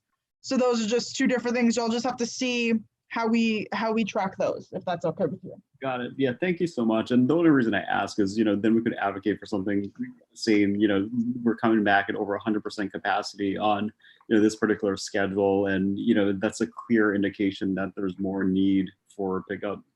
So thanks again, Marissa. Yeah, of course. Jesse, I see your hand. Is it something specifically what's just been said? I think you're on mute. Yeah. All right. Yeah, very quickly, Blake. Yeah, we had that issue actually before COVID on residential pickup. Tonnage is connected to, eventually is connected to staffing. And we, for years, this is a while back, we had a deficit in regular residential pickup due to the tonnage quota that was being met. And the difficulty of that is that those are not, site specific, they're not for, because you have an entirely new city being built within your district like Hudson Yards or something like that. That's not really in the equation. And so we can talk about it more. I certainly don't know the equation and all of the facts around it. But it definitely is an issue. I think for right now, unfortunately, the budget's just cut. So the tonnage is probably a moot point until we get into a better financial place. Got it. Thank you. Leslie, over to you, and then it'll be Judith. Thank you. And thank you, Marissa, for the presentation. I just had really one quick question because we were talking about it before in basket pickup. So we were talking about the bids and their areas. I don't know if this is for you, but does DSNY take that into consideration when they designate their manpower and their pickup? So do you know what I mean? So do they kind of, because there's a bid there, they kind of put a little more resources to what Catie Savage was saying, to the places that don't have it and that actually need more help, or no, that they don't take that into consideration when they schedule? No, that's not taken into consideration. Where the baskets are, how many personnel we have, like that. My office knows where the bids are because we're community affairs, but when operations and collection, those departments are making the schedule and the map for each of the routes and everything and where the baskets are, no, not really taking into account where the bids are. My follow-up, I guess, would be, should they be? Because you know what I mean? If you have a bid that has a huge manpower and kind of cleaning up, though I know it's supposed to be supplemental and that's its intention, and then you have areas that have nothing and just rely on DSNY, I'm saying, just wouldn't it make, I would think, sense to kind of take that into consideration? Yeah, I think it would. I will say that's way above my pay grade and what decision I can make or what I can bring up to my directors. But yeah, that would make more sense. But yeah, that's just not the way it's done right now. I will say that. But happy to bring back any feedback that you have, and I'll add that in as well. Thank you. Mm-hmm. Judith? Okay, thank you very much for your presentation, Marissa. I know that Block Association 24th Street, Omar, speaks so highly of you, and we thank you for all the work that you and all the Department of Sanitation people do during this difficult time. I do have a couple of points that I'd like to talk about. First, about the garbage pails plopped on the tree pits. I don't understand why they're on the corner, and all up and down 8th Avenue, they're plopped in the middle of the road on the tree pits. I don't understand why that's going on. That's just happened in the past couple of months. Corner baskets are being placed in tree pits, you're saying, or residential garbage cans? I'm sorry? I'm sorry, I want to make sure I understand. So in the tree pits, you're seeing corner baskets, our DSNY baskets, or residential garbage cans? No, your regular residential, the baskets that are usually in the corners are now taken Okay, off. our corner baskets, okay. Yeah, they're taken off the corner and plopped in the middle. I mean, I don't know if that happens on any other area because, of course, I walk up and down 8th Avenue. But I just, and sometimes on 9th Avenue too, like I see the baskets plopped right next to the, not in the tree pit where the trees are, but on the, the gravel. And I, sometimes I drag it back, but I just don't understand why that's happening. Because first of all, people can't, put things in the garbage if it's in the middle of the street. It should be put on the sidewalk where it's supposed to be. Yeah, agreed. If you don't mind just sending me those locations of where you saw that happen, especially if you saw it happening more than once. I know you said 8th Avenue, if you can just give me a little more information. Yeah, so like from the 20s, and on 9th Avenue, and we're in the 20s, that's where I live. I live on 24th and 8th, so in my area. I think Omar did mention it to you, but anyway, it doesn't matter now that you're definitely aware of it. So thank you for your attention on that. I just seems to me that they should be on the corner where they're supposed to be, so not in the middle of the road. Okay, no, Omar didn't bring that up to me, but I will make a note of it. Okay, thank you. Now, the next thing, I thank you, Blake, for the little shout out about the derelict bikes. So I started to think about that, and there's even been bikes in front of Google when I walk down there, and I guess people don't always know how to call them in to get them off the streets. And some of the bikes that I've seen and reported are like old as the hills. They're like really just skeletons. And then I see some bikes that are pretty new and newly stripped. And I also see like racks of bike tires chained to the bike racks. I mean, shouldn't there be a police concern about all these bikes that are being stripped? I mean, now that more and more people are riding bikes, and I would assume that people are reporting them. I don't know, but the one case that you talked about saying that if you want to get a bike that's just been removed and not used in a long time by the police department, that's very, very difficult, because we had a bike not last summer, but the summer before, on a tree pit for like the whole summer. And who knows what happened to the person, but they left the bike there. And we couldn't get it. We worked with Corey's office, and we worked with everybody. And because the bike didn't meet the criteria and the police wouldn't do it, you said that they would do it, but they wouldn't. They said, no, it's the Department of Sanitation. And we had to wait until that bike got a little rusty, which was like 6 months, and it was chained to a tree pit. So I just know that these situations are crazy, the crazy world, crazy time that we live in. But I just, now you said 87 bikes that were reported, and I feel like you're right, Blake, I did report them all, because some of them get removed and some of them disappear and some of them don't. But I don't think people know how to, call it in and write down and get it. Like shout out to Superintendent DeGrazio, who's a very nice man. He calls me up on a lot of things, and he's a very nice person. Just wanted to say hi to him through you. Thank you. The best way is 311, or calling my office, or my email address as well, because there's another way that we submit things to the district through another system internally. So, but 311 is the best. But Blake brought it up, and it's true. Like, I can't find, if I go to 311 app, I can't find it. I have to go to like a search, report an unwanted bike. So that's like a problem with the 311 app. I don't know if Blake wants to talk about that. Did you follow up on that, Blake, with 311? I know we talked about that. Yeah, I think it's just that it's not in the menu, similar to some other things like the news racks, makes it just adds another step for people who are looking to report something like the bikes, which, you typically would do on the go. Well, I think the news racks are in there. I did notice that. I don't know whether that's recent, but I did see the news racks were in there. Oh, there might have been a new one. Yes, it's right down there. It's called news racks. Newspaper box. but still bikes are not there. I don't know if, Marissa, you have anything to do or recommend about that, but it would be so nice if it would be just in the 311 app. But kudos to you, Blake, you got the newspapers in there, news box. People can report it. Yeah, I know that's something that would have to go through 311. It's not done on the agency side. Okay, I have one last concern. On 9th Avenue and 25th Street, there's 2 bikes chained there from the drugstore that's no longer there. Those bikes are in good condition, but the drugstore is closed, no longer out of business, gone. They don't fit the criteria. If I report them, they're not going to be removed, and they've been there for at least 6 months.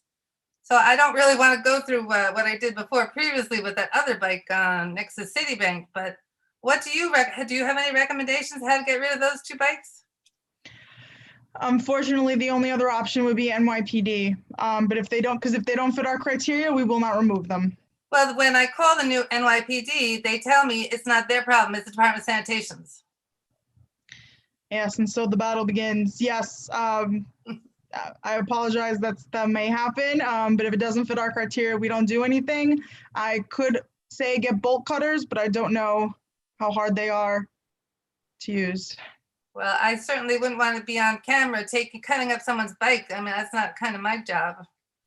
Anyway, but thank you very much for all you do, and I'm sure we'll be in touch with some other things. I mean, have like in our area, I wonder if all over the city, like in Manhattan, you said that your area, Manhattan, are there many bikes like around our neighborhood, just like are left the skeletons and are left chained and stripped? I call them skeletons. They're just like stripped. Everything's gone except the skeletons left there. I just wonder if that's all over. I know Blake said that he's found some up by him, but I'm just wondering, is it all over? Marissa, very quickly before you answer, that'll be the last question, Judith, in the interest of time, because we do have one person from the public who also wants to ask. Go ahead, Marissa. Yeah, we've seen it all over. All right, Catie, you are still able to talk, I believe, and that's the only hand left that I see. I just had one thing to clarify something that Judith brought up about the baskets that are in the street. I think you mean they're on that little bike lane bumper. So you have like the bike lane and then you have that other concrete area that has a tree pit. I've noticed a lot of trash cans are being put there instead. I think I was told at one point it's due to a lot of the outdoor dining spaces. I think previously it just makes it more accessible because the sanitation trucks can't get to where they were. But I have noticed them on bike lane bumpers in Hell's Kitchen as well. Thank you. I don't know the area off the top of my head, so I gotta just look it up and see what it looks like. But okay.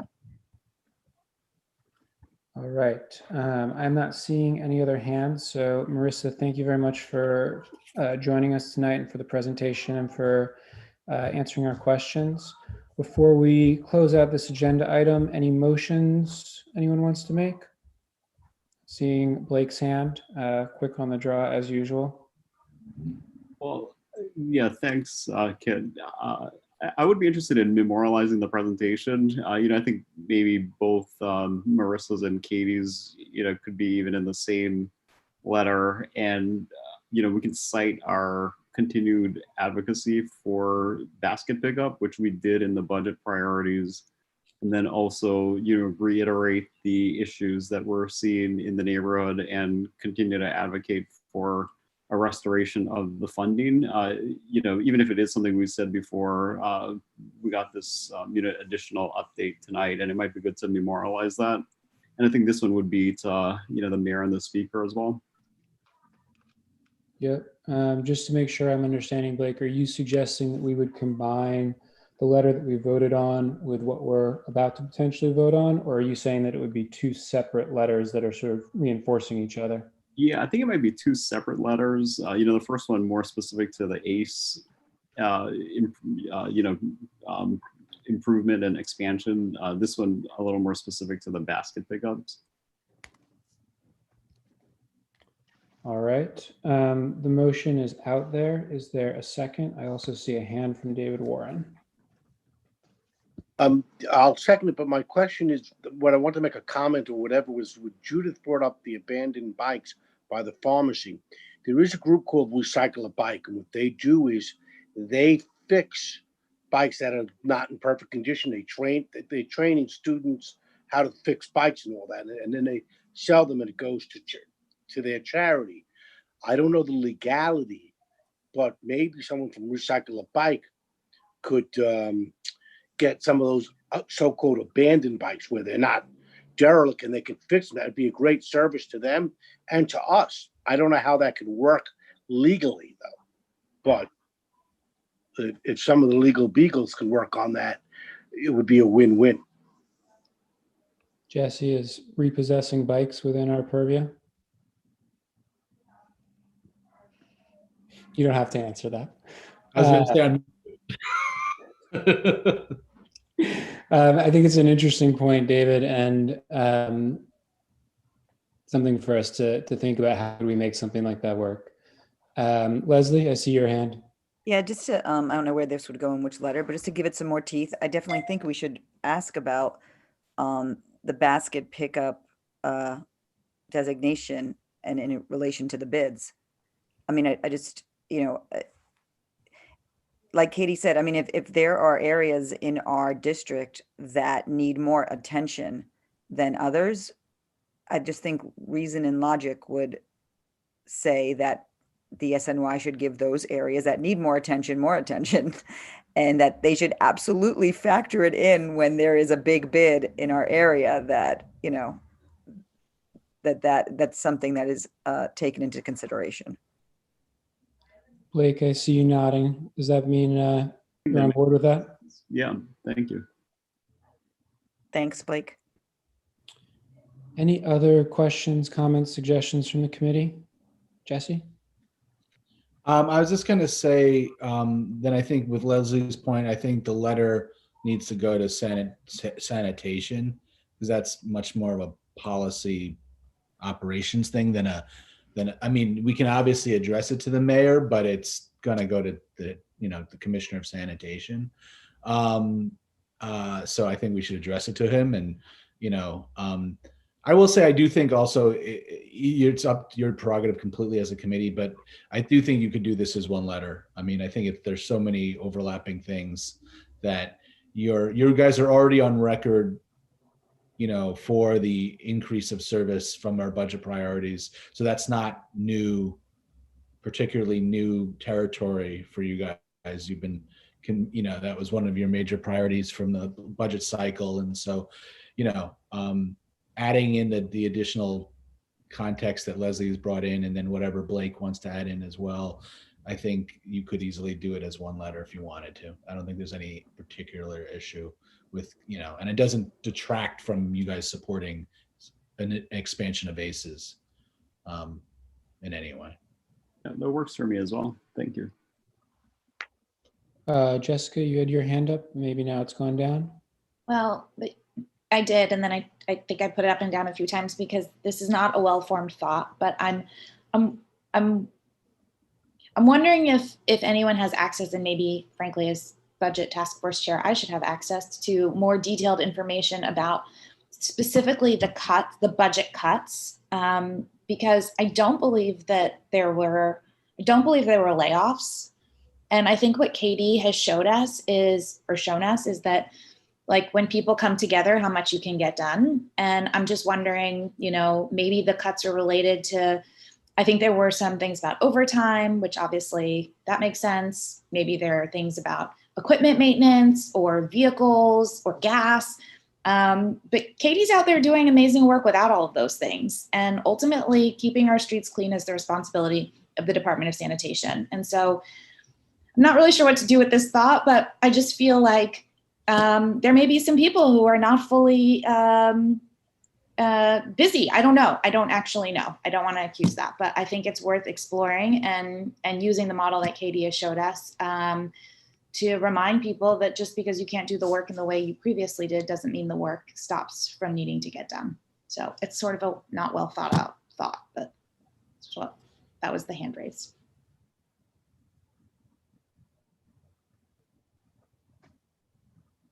The other Catie has her hand raised. Yes. I I just wanted to mention, and maybe this is showing that like I've become a cynical person this evening, I'm not sure. But to the point that Leslie made about how it would make sense to focus on areas where the bids aren't really active, I worry that making that point will discourage bids from being active, right? Because if it turns out that they get organized about picking up trash in their area, and then they find out as a result, DSNY is going to be focusing on other areas, then they're going to say, wait, hold on. No, we're not picking it up anymore. So I'm just not sure if that's, I don't know, maybe that's just my cynical thought for the evening. But I think we just would have to be careful about we don't want to discourage groups from being active by saying that other areas should be serviced more. I wasn't saying, just to clarify, service more, but to take it into consideration, because bids usually, Catie, are, and Jesse could probably talk to this as well, bids have a lot of money from very big real estate developments and commercial interests. And I'm not saying, I wasn't saying take the whole thing out, but just, I think it should, anyway, I'll let Blake kind of. Yeah, I think maybe we could phrase it as something like, assessing areas of greatest need, including, areas that might not be serviced by a bid, just to not, cause the trade-off that you're talking about, Catie. I would just also add the flip side of that is actually that the bids don't, just so we're all clear, typically, with rare exception, and Marissa can tell me I'm wrong if I am, but bids actually don't take away trash, right? Bids just sort of do the work that Catie Savage's group is sort of doing, right? So just to be clear, like, they're, the sanitation still is the lead on picking that trash up and managing it. And actually, this is something that had come up a little bit, and I know Marissa, I think, may be aware, and actually had worked it out with some of the bids, at least the ones in our district, when we got really hit hard with the first set of cuts. The Hudson Yards bid wanted to basically bring the trash over because it just wasn't getting picked up.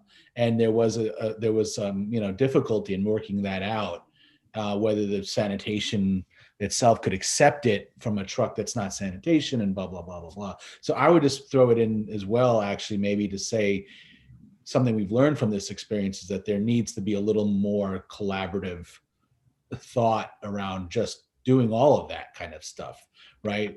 I do think being able to be a little bit more flexible with responsive service to areas that obviously clearly don't have the supplemental services like a bid is one thing, but then also that when the bids are trying to resolve issues, or like Catie's group is trying to resolve issues, that there should be some something in place, something more thoughtfulness about it, maybe some study of how an agency can work collaboratively with these different groups that are trying to cover, trying to just put a Band-Aid on this issue while we try to get through this rough time. So Alan has his hand raised, and then perhaps we can vote on the motion. Yeah, I just wanted to follow up with Jessica's thoughts, and my thoughts aren't as clear as they might be. But there's something about the budget process that we go through, which is kind of like rushed. It's kind of like you meet once or twice, you go through, we look at, what some of the different committees need, what some of the different committees want. And without a good, maybe we need a better understanding of where the numbers are, where the monies are going, who's doing what. So maybe something that the budget task force could take on, not to give people more Zoom time and more meeting time, but maybe try to spend a little bit more time before we get into the actual budget process, where we can maybe look at where the monies for our community is going or not going to, or something like that. But I think there's something about the budget process itself where it's like a speed up to try to get stuff onto paper without knowing sometimes where some monies might be, or where some agencies could maybe do more with the money that they have, or something like that. So I just thought I'd throw that out as something. Look at going down the road next, come this year sometime.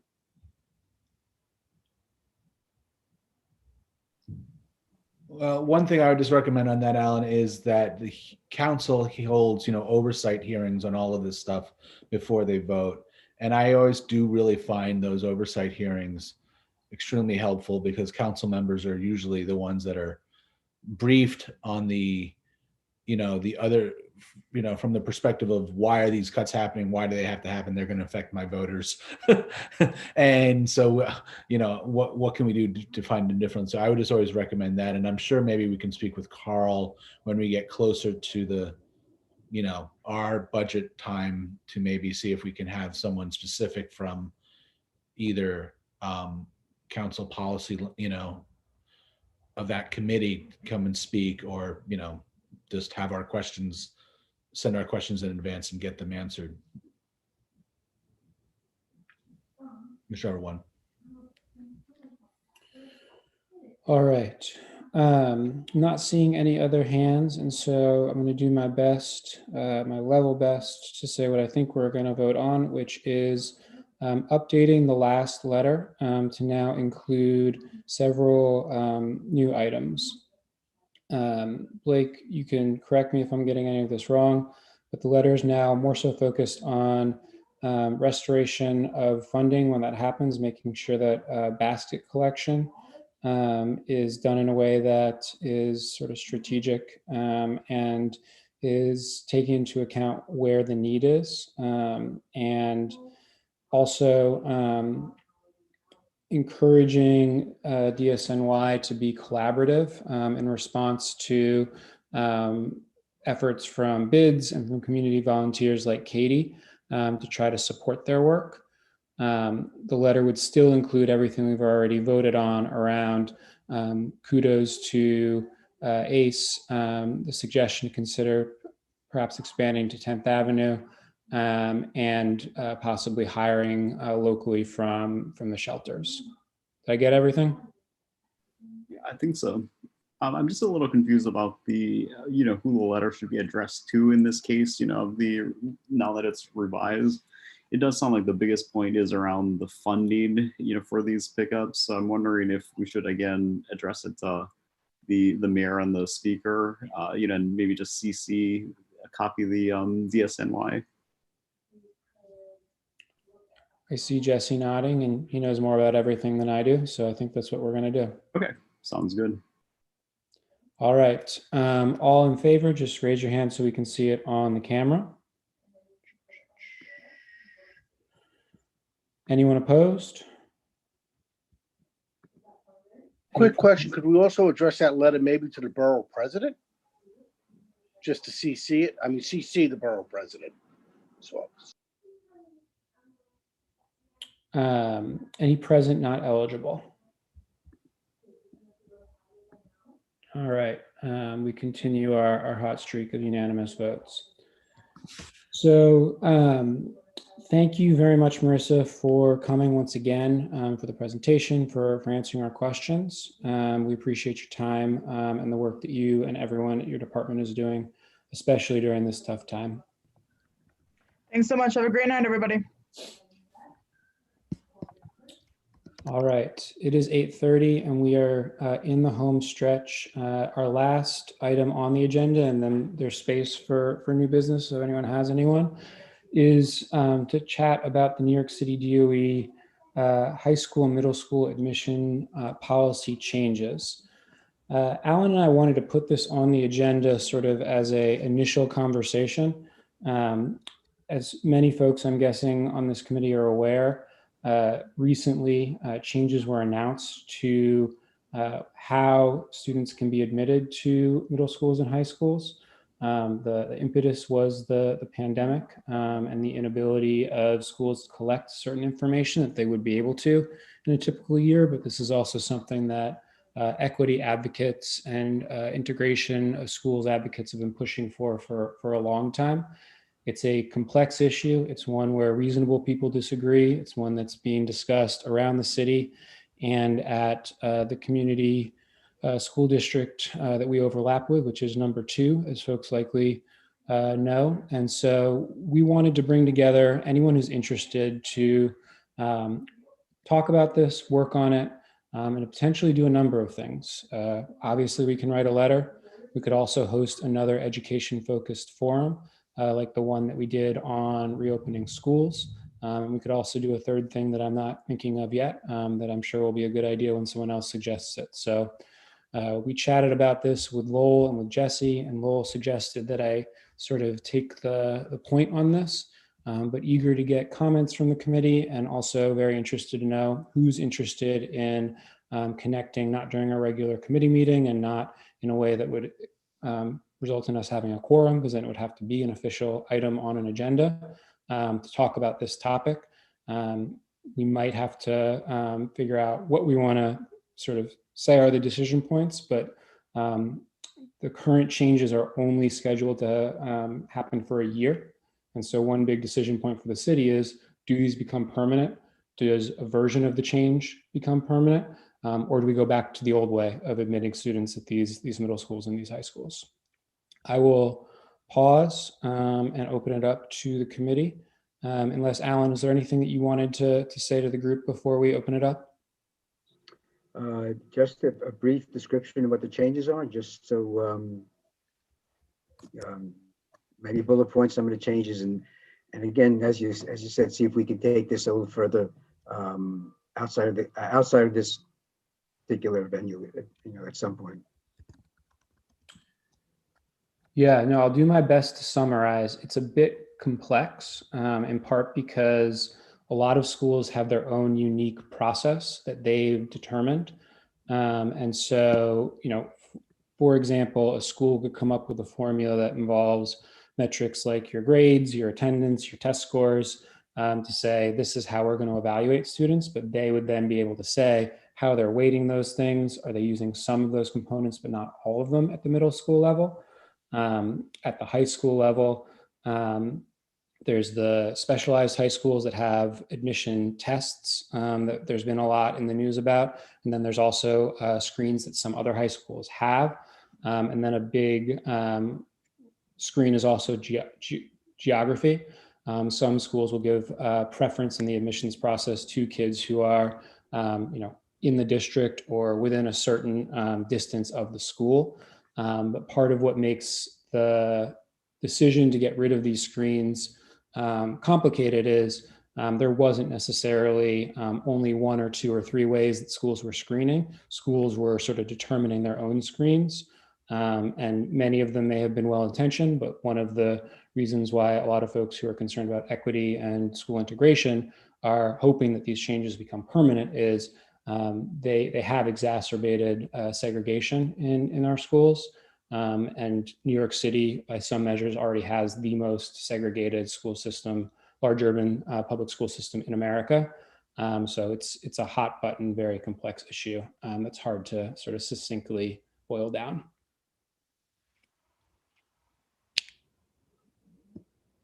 Judith, I saw a hand from you. Right, thank you, Kit, for recognizing. Did they talk anything about, I guess you've gone to some pre-meetings, did they talk anything about community schools? Because I know that was a big push a while ago, and I'd like to also sign up on the group. Did they mention anything about community schools when they were discussing the new changes for the selection? I don't know the answer to that question, but it's possible that Josephine or Catie or someone else might. I've mostly been reading about this and talking about this with folks who I work with, who work in education in the city. And so, I'm one of many people who wants to learn more about this before saying what I think the right end game is. Although I will put my cards on the table, I'm definitely one of the people who thinks that we should be trying to make some version of these changes permanent. So the community schools are like any other school when it comes to this. The 2 main changes are basically that for middle school, the kids will no longer be screened, which means that the schools will no longer choose the students. what's going to happen is that the students will get a number assigned by the DOE, and then it'll be put through an algorithm. The families will still be able to rank what schools they want. I think you have up to 12 rankings. So you just rank your school of preference, it goes into some sort of algorithm, and then you get what you get. That's for middle school. And so that means that fourth graders, who are kids who are 9 years old, will no longer have this, this huge weight of testing, having to have very high test scores. District 2 happens to be one of the highest testing districts in the city. And a lot of that has to do with affluence, to be quite frank. Parents are able to get tutoring for their kids. They pay for after school programs. There's so much enrichment here. So that's why this district for fourth graders testing at a 3 and a 4 level, they're at, I think 78% tested ELA at a 3 and a 4. Another 77% tested 3 and 4s for math. So, you know, the kids do very well here. So this would only be for next year. So this basically means that the kids are no longer going to be ranked by schools. The second thing is that for high schools, there will no longer be priority for high school students living in District 2. They no longer get points. So the high schools still have a screening system, and each school can base that on whatever they want. State exams, essays, auditions, personal interviews. But one of the things that was an issue that came up is that schools, kids that lived in District 2 actually had priority and got points for living within District 2. And that became a huge equity issue because District 2 is one of the few districts that actually we have our own high schools here. Most of the districts in the city do not have their own high schools. I think District 3 may have about 2 or 3 high schools, but District 2 has tons of them. So that has gone away, I believe, permanently. District 2 high school students now will no longer get points for living in this district. And most of the high schools are in Manhattan anyway, so that, you know, kids are traveling all over the city. However, there will be, you still will get priority if you live in the borough. So if you live in Manhattan, you will get priority over someone who lives in the Bronx, at least for this year, the upcoming school year.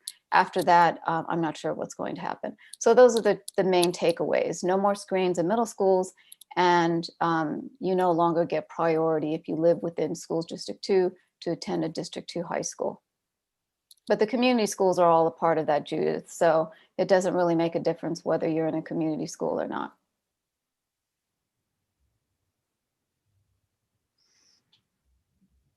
It's complicated, Katie. I would just like to offer to be on this committee as well. Wonderful. And just FYI, folks, we've got a 3-year-old runner in the apartment who's decided it's not bedtime, so that's why I'm off camera. Okay. So we've got Judith and Katie. Josephine, I didn't hear, did you want to join the? Sure, yes. Awesome. Anybody else want to be involved?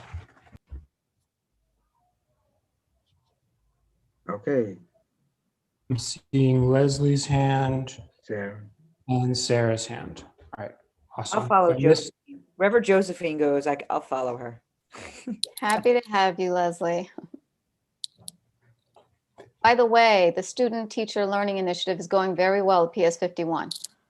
I spoke to the principal there and it's going great. So we're very happy about that. I'm still checking on the Learning Bridges Center, Jesse. I don't know what's going on with that. So Yeah, I checked with Joe about that. For all I got a very brief report, but he said he felt things were going well. They went through a FDNY checklist, Right. and you got to have, city punch lists to get done. Paint that pipe red, put an exit sign on this door, blah blah blah blah blah. So okay. It sounds like things are going in the right direction. Can you remind us where that is? Hartley House. Oh, that's right. It was going to be Hartley House. Josephine, Yes. was the initiative in any other school? Did it get into any other schools besides 51? It should be at PS 51 and I'm sorry, 33 and 111 as well. Right. I haven't spoken to those principals, but it should be there as well. Okay, good, very good. Great program. Kid, wrap up? Sure. Unless, wait, new business? Yeah, I was going to ask the same thing. Anything under new business that anyone wanted to float? I see David Warren's hand. I'm sorry, David Pincus's hand. Hey guys, just an update. Sarah and I have been talking about the Zoom town hall, about the introduction of the open streets legislation.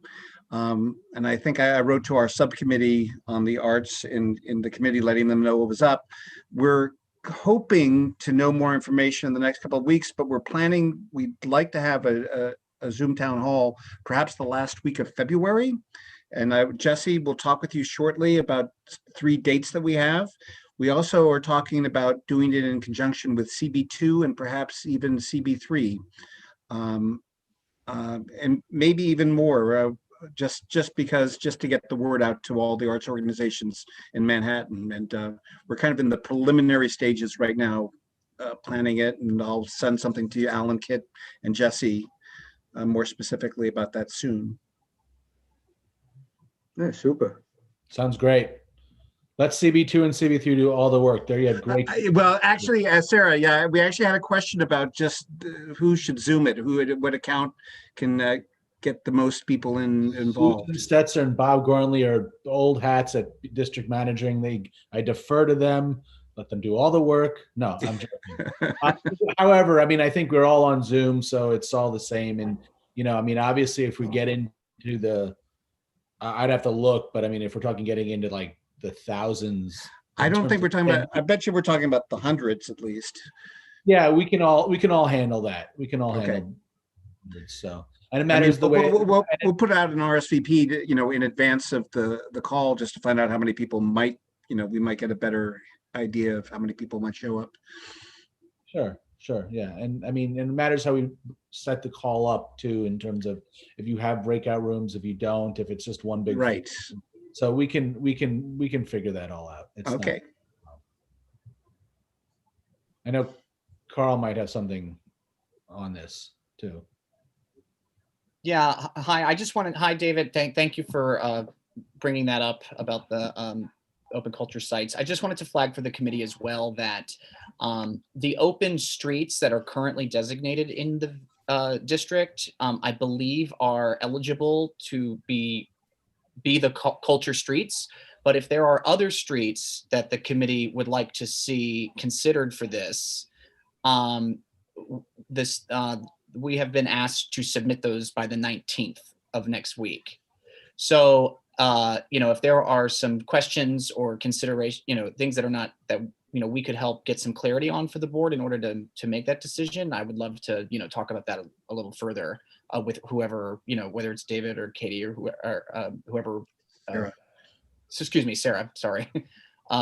We'd like to talk with, work collaboratively to make sure, we're submitting the right places. Yeah, Carl, I'm working with League of Independent Theater right now to put together a list of theaters that and streets in CB4 that would be super interested, in being involved. So I don't have that list yet, but that's with Amy, Todoroff, and we'll totally key you into that chain. But definitely the 19th is coming up really fast, and people don't realize that after that, there's not an opportunity to have your street notified. So we'll hopefully, I mean, you got my list of the 3 streets that I thought of. Yeah, which I thought were pretty. 42nd Street, I guess, is probably problematical. Yeah, there is a set of criteria that I did just send to Jesse as well. Actually, it was from that one pager that I thought was really great from, I guess, Jimmy Van Bremer's office, whoever put that together. That was really, so, and I think 42nd Street does not meet some of those criteria, but, just me speaking as Carl, not in official capacity, but that sounds to me like a place that, you might want to consider it, considering, it's in, its relationship to the theater community. So, the other 2 I thought were pretty good selections to be considered.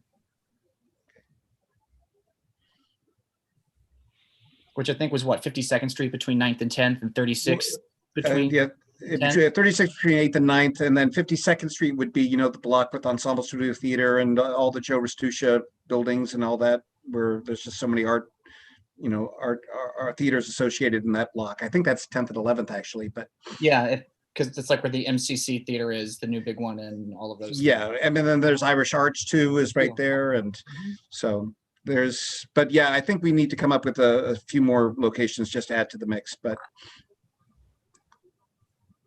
Excuse me, Carl, I was just wondering, are schools part of the open street? I was looking up on the website, I couldn't see. Are schools part of open streets, New York?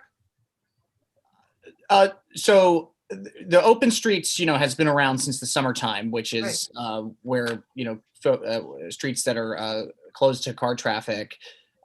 So from my understanding, and folks can correct me if I'm wrong, who may know more here, that the open culture is a permitting, the open a cultural institution, the theater. I don't know if schools would fit into this. I mean, I'd have to go back and read some of the details, but they would apply to do programming on that open street. So I'll look it up. So I think the school may be able to, but I don't think a street a school is on is automatically considered. But if they apply to, then are they gonna have a deadline for this? For what? If it's currently not an open street, the city is asking that we submit other suggestions by the 19th. Okay. I think maybe Josephine, we need to look and see if schools would request that. Well, they've had outdoor learning. Yeah. So outdoor learning included yards, but also streets. So there was a separate program you had to apply through the DOE, because the DOE would help fast track it through the system in order to get the open street. So the two converge at some point. Yeah. We actually didn't have a lot of schools in our district that wanted it anyway. I'm not really sure why, but we didn't. Maybe they changed their mind. Maybe it's something we could reach out, but maybe not. You're right. Okay, so we could look at. Any other new business before we put on a lid? All right, I have one thing, which is we didn't designate a writer for the second letter that we plan to write. Blake, you made the motion. You sort of have the right of first refusal. You okay being yeah, I'm happy coerced? Yep. Awesome. Anyone want to volunteer to take a first pass at editing that and helping Blake out? Happy to help. Thank you, Wendy. All right. Unless there is anything else or anything that you wanted to add in, Alan, I think that we are able to call it a night. Do you have a motion to adjourn? Motion to adjourn. I can't make motion. Motion to adjourn. I'll second that. Very night, everybody. Good night. Good night. Thank you, everybody. Thank you.